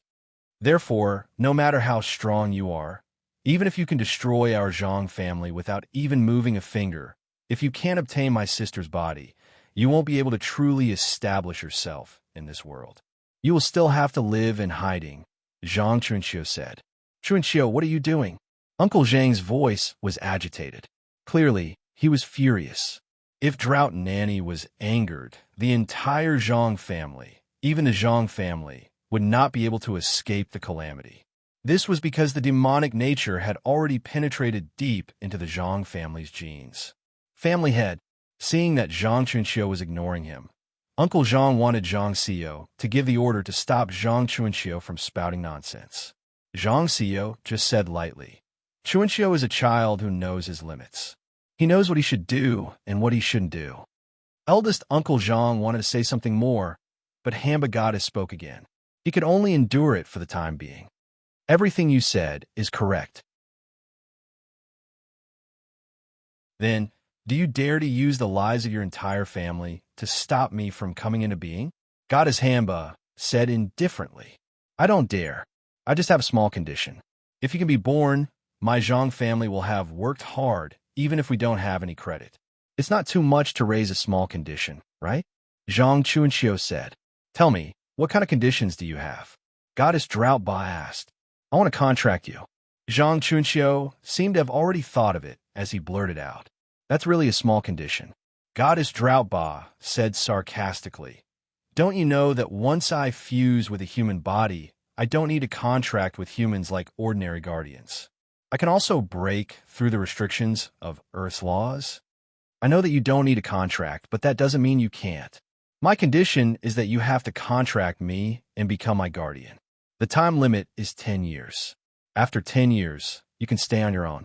Otherwise, even if the Zhang family is wiped out, you can forget about obtaining her, Zhang Chuanxiu said as he stroked the coffin. Zhang, Chun, Xiu. Uncle Zhang was alarmed and angry. He never expected Zhang Chuanxiu to have such a plan. He was using the lives of the entire Zhang family to satisfy his selfish desires. Do you think you still have the right to negotiate with me? Goddess Drought Boss said. Yes. Zhang Chuanxiu said firmly. If you can forcefully snatch her away, there's no need to negotiate with us.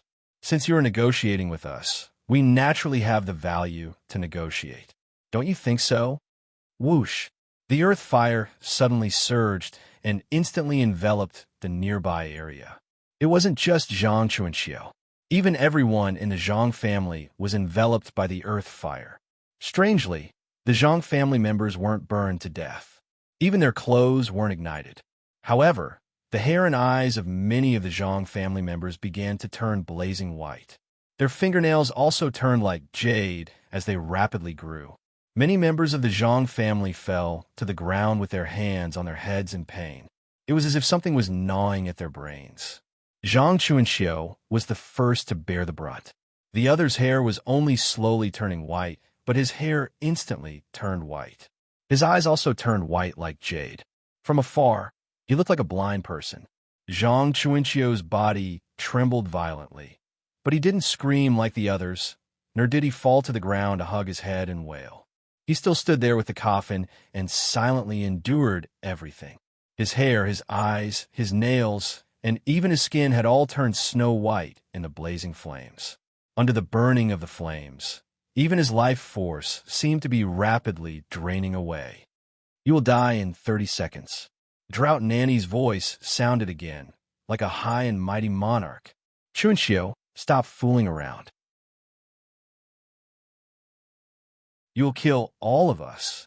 Uncle Zhang endured the pain of his splitting headache and wanted to rush over to send the coffin into the corpse flower on Zhang Chuanxiu's behalf. However, just as he stood up, he was held down by Zhang Xiu. Brother, what are you doing? Do you want our Zhang family to be wiped out? Uncle Zhang said angrily. He didn't even address him as family head.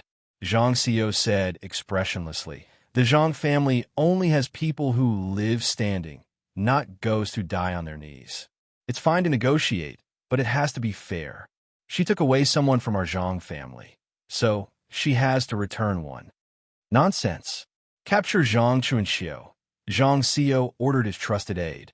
However, just as his trusted aide stepped forward, he was stopped by the Zhang family. Do all of you not want to live? Uncle Zhang was alarmed and angry. Our Zhang family has an ancestral celestial master and a hero king. Just as the family head said, since ancient times, there have only been living heroes of the Zhang family. There have never been trash of the Zhang family who die on their knees. Even if they become demons, the Zhang family has to be the devil incarnate, and not the demonic hounds who struggle on their last breaths. An elder from the Zhang family who was on the brink of death slumped to the ground. He grabbed a walking stick with both hands and forcefully propped up his upper body. He shouted at Zhang Chuanxiu, Child, go ahead and do it.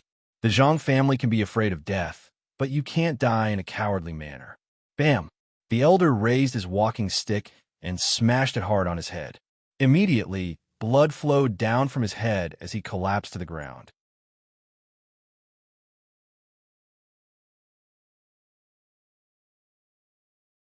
Chapter 13:18. Do you want to see the Zhang family die? Drought Nanny's voice sounded again. 20 years. Zhang Chuanxiu's voice was still as firm as iron. Every death of the Zhang family means 10 more years. You have to return what you took from the Zhang family. You still have 10 seconds. Drought Nanny's cold voice floated over again. Time ticked by, but Zhang Chuanxiu remained unmoved. His palm was already pressed on the coffin as he calmly muttered to himself, Sister, I'll take you with me. Seeing that Zhang Chuanxiu was about to demonize, he was prepared to destroy the coffin when the surrounding earth fire suddenly converged. Although the Zhang family's demonization symptoms didn't recover, it didn't worsen. 20 years. I'll allow it. Drought Nanny finally gave in, just as Zhang Chuanxiu had said. If she had the ability to snatch Zhang Yuji away, she wouldn't have negotiated with the Zhang family. It was easy to kill Zhang Yuji, but to fuse with her, Zhang Yuji had to be willing to cooperate. If she really killed everyone in the Zhang family, Zhang Yuji would definitely not be willing to fuse with her. Then swear an oath to the world. Zhang Chuanxiu remained calm. He didn't have the joy of escaping death. Do you really want to die? Drought Nanny said coldly.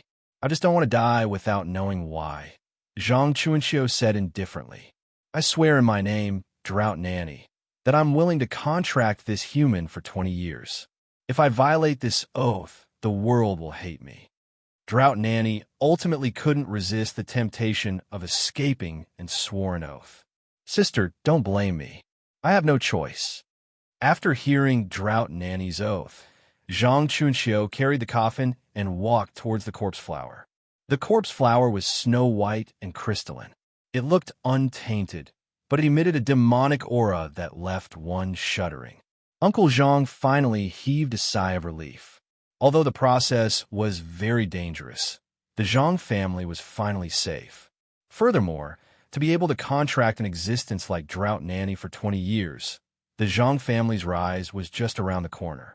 In the future, they might even become the true ruler of Earth and not just one of the 6 hero families. At that moment, Uncle Zhang suddenly felt that although Zhang Chuanxiu's actions were a little too risky, he had also obtained huge benefits. Under everyone's gaze, Zhang Chunxiu carried the coffin to corpse flower and slowly placed it on it. Just as the corpse was about to devour the coffin, Uncle Zhang suddenly saw Zhang Chunxiu's hand emit a golden glow. Grand Supreme Elderly Lord, urgent like a decree, infinite heaven and earth, borrowing the power of the universe. 5 lightning heavenly constellation. Zhang Chunxiu's white hair and robe fluttered. He was still protected by a heroic spirit, as the yellow talisman in his hand emitted a golden glow. He was too close to corpse flower. No one had the time to stop him.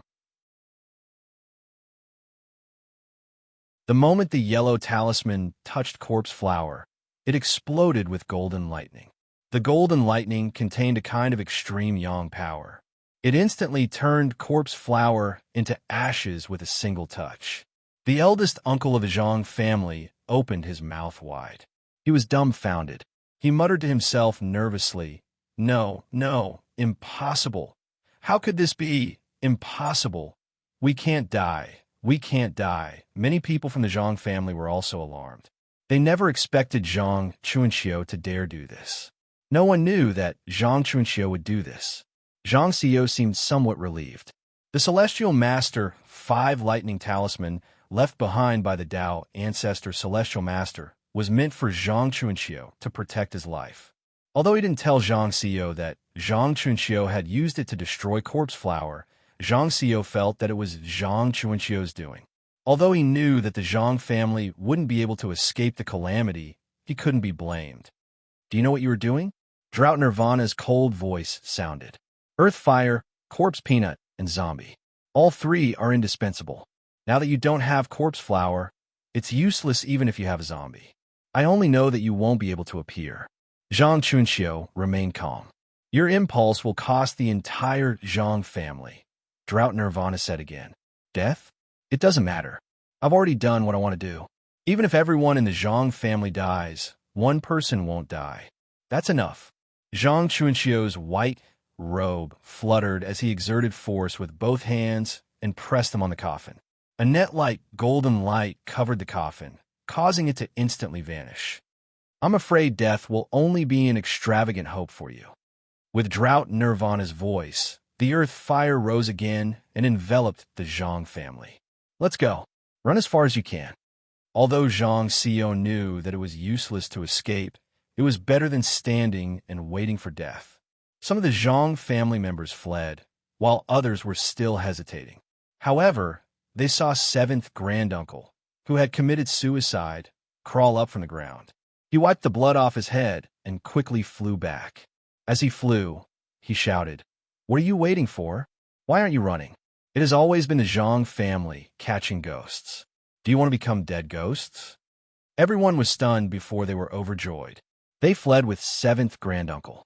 Unfortunately, although they fled quickly, how could they be faster than an existence like Drought Nirvana?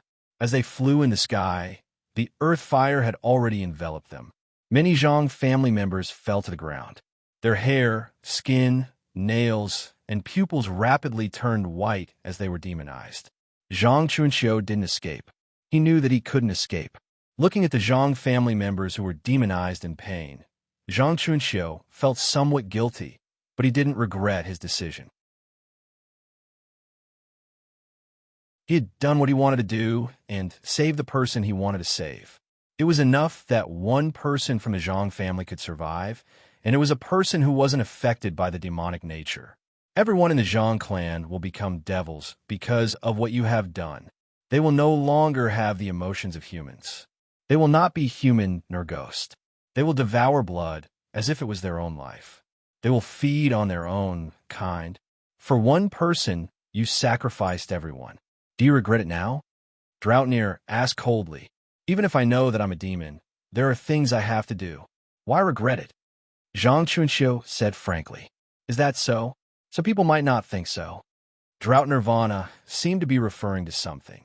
Zhang Chunxiu's expression changed slightly because he had already seen Zhang Yuji, who he had sent away with the 5-ghost transportation technique, walk back. Yuji, don't come over. Leave this place immediately. Zhang Chunxiu wanted to charge at Zhang Yuji, but his body was already heavily demonized. Instead, he fell to the ground. Zhang Yuji looked at the Zhang family members who had transformed into ghosts. As she walked over, she said with tears in her eyes, "Brother, if I continue living like this, my life will be worse than death." Fool, it's useless even if you return now. Without the corpse flower, Drought Nirvana can't be born. She won't let us off either. You will only be sending yourself to your death if you return. Zhang Chunxiu said. That might not be the case. Drought Nirvana's voice was filled with mockery. With her voice, the corpse flower condensed in the flames again.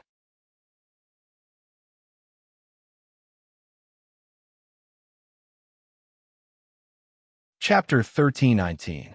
Zhang Chunxiu's expression instantly turned ashen as he looked at Zhang Yuji in despair. Yuji, don't! Zhang Chunxiu tried his best to stand up and stop Zhang Yuji, but his body was already heavily demonized. He couldn't even stand up. All you want is me. Let them go. I agree to fuse with you, said Zhang Yuji. Of course, to me, they're no different from ants by the roadside. Trampling them to death won't bring any benefits, but there won't be any disadvantages either. As long as you fuse with me, I can guarantee their safety and recovery, said Drought Demon. Child, let's go. You have done enough for the Zhang family. Now, you're the only one in the Zhang family who isn't affected by the demonic nature. You are the person who should live on the most in the Zhang family, said Zhang Xiu. Yuji, no. Zhang Chunxiu's eyes were filled with despair because he knew that with Zhang Yuji's personality, it was impossible for her to leave now. Brother, I'm an unlucky person to begin with. I should have died long ago. I'm already satisfied to be able to do something for you in the end. Zhang Yuji walked towards Corpse Flower with tears streaming down her face. No. Zhang Chunxiu struggled with all his might. His fingers pressed against the ground and were about to snap. The blood on his fingertips dyed the ground. Zhang Xiu and company were also shouting loudly, but they couldn't stop Zhang Yuji from walking towards Corpse Flower. The one who deserves to die isn't you, but those who made you cry. A voice sounded from not far away. Everyone was taken aback as they turned to look in the direction of the voice. They saw an armored figure bathing in light, walking towards the fiend tomb, step by step. Human sovereign. Someone immediately recognized the figure and couldn't help but be overjoyed. The dragon-imprisoned armor and the immortal culling sword by Zhou Wen's waist were just too eye-catching. Almost everyone on Earth knew them. Zhang Yuji turned to look at Zhou Wen. After seeing him clearly, she was slightly taken aback. Her eyes were filled with pleasant surprise and a little odd. Zhou Wen walked over step by step and stepped into the earth fire. The strange earth fire didn't cause any damage to his body, as though it didn't exist. He walked past Zhang Yuji and walked toward Corpse Flower. As he walked, he held the hilt of the immortal culling sword. Who are you? Drought Demon's voice sounded from the deep pit. Someone who doesn't like you and wants to kill you, Zhou Wen said. Why are humans always so ignorant? Why do they always say such self-righteous things? There was a hint of anger in the Drought Goddess' voice. It seemed she was truly angry. That's because there are too many idiots out there. If I say it in a roundabout way, they won't understand. With every step Zhou took, the sword intent on his body grew stronger. At that moment, the sword intent was unimaginably powerful. Before the immortal culling sword was unsheathed, the sword intent seemed to condense into something corporeal, as though it could split the ground apart. Inside the flames, a figure appeared. The corpse flower automatically flew to that figure's forehead and disappeared in the blink of an eye. That figure was wearing a white dress, and her face was covered with a white veil. It was hard to see what she looked like, but from her voice, it was obvious that she was Goddess Drought Ba. Even in the mythological era, where natural disasters were everywhere, no one dared to speak to me like this. Goddess Hamba's eyes turned cold. Clearly, she was truly angry with Zhou. Then I'll be more tactful. If you can survive a strike from me, I'll spare your life and allow you to continue staying in the fiend tomb, Zhou said. Die! Goddess Hamba was already furious. The flames on her body turned into a monstrous aura, turning the entire sky into a sea of flames. It was as though the entire world only had flames left.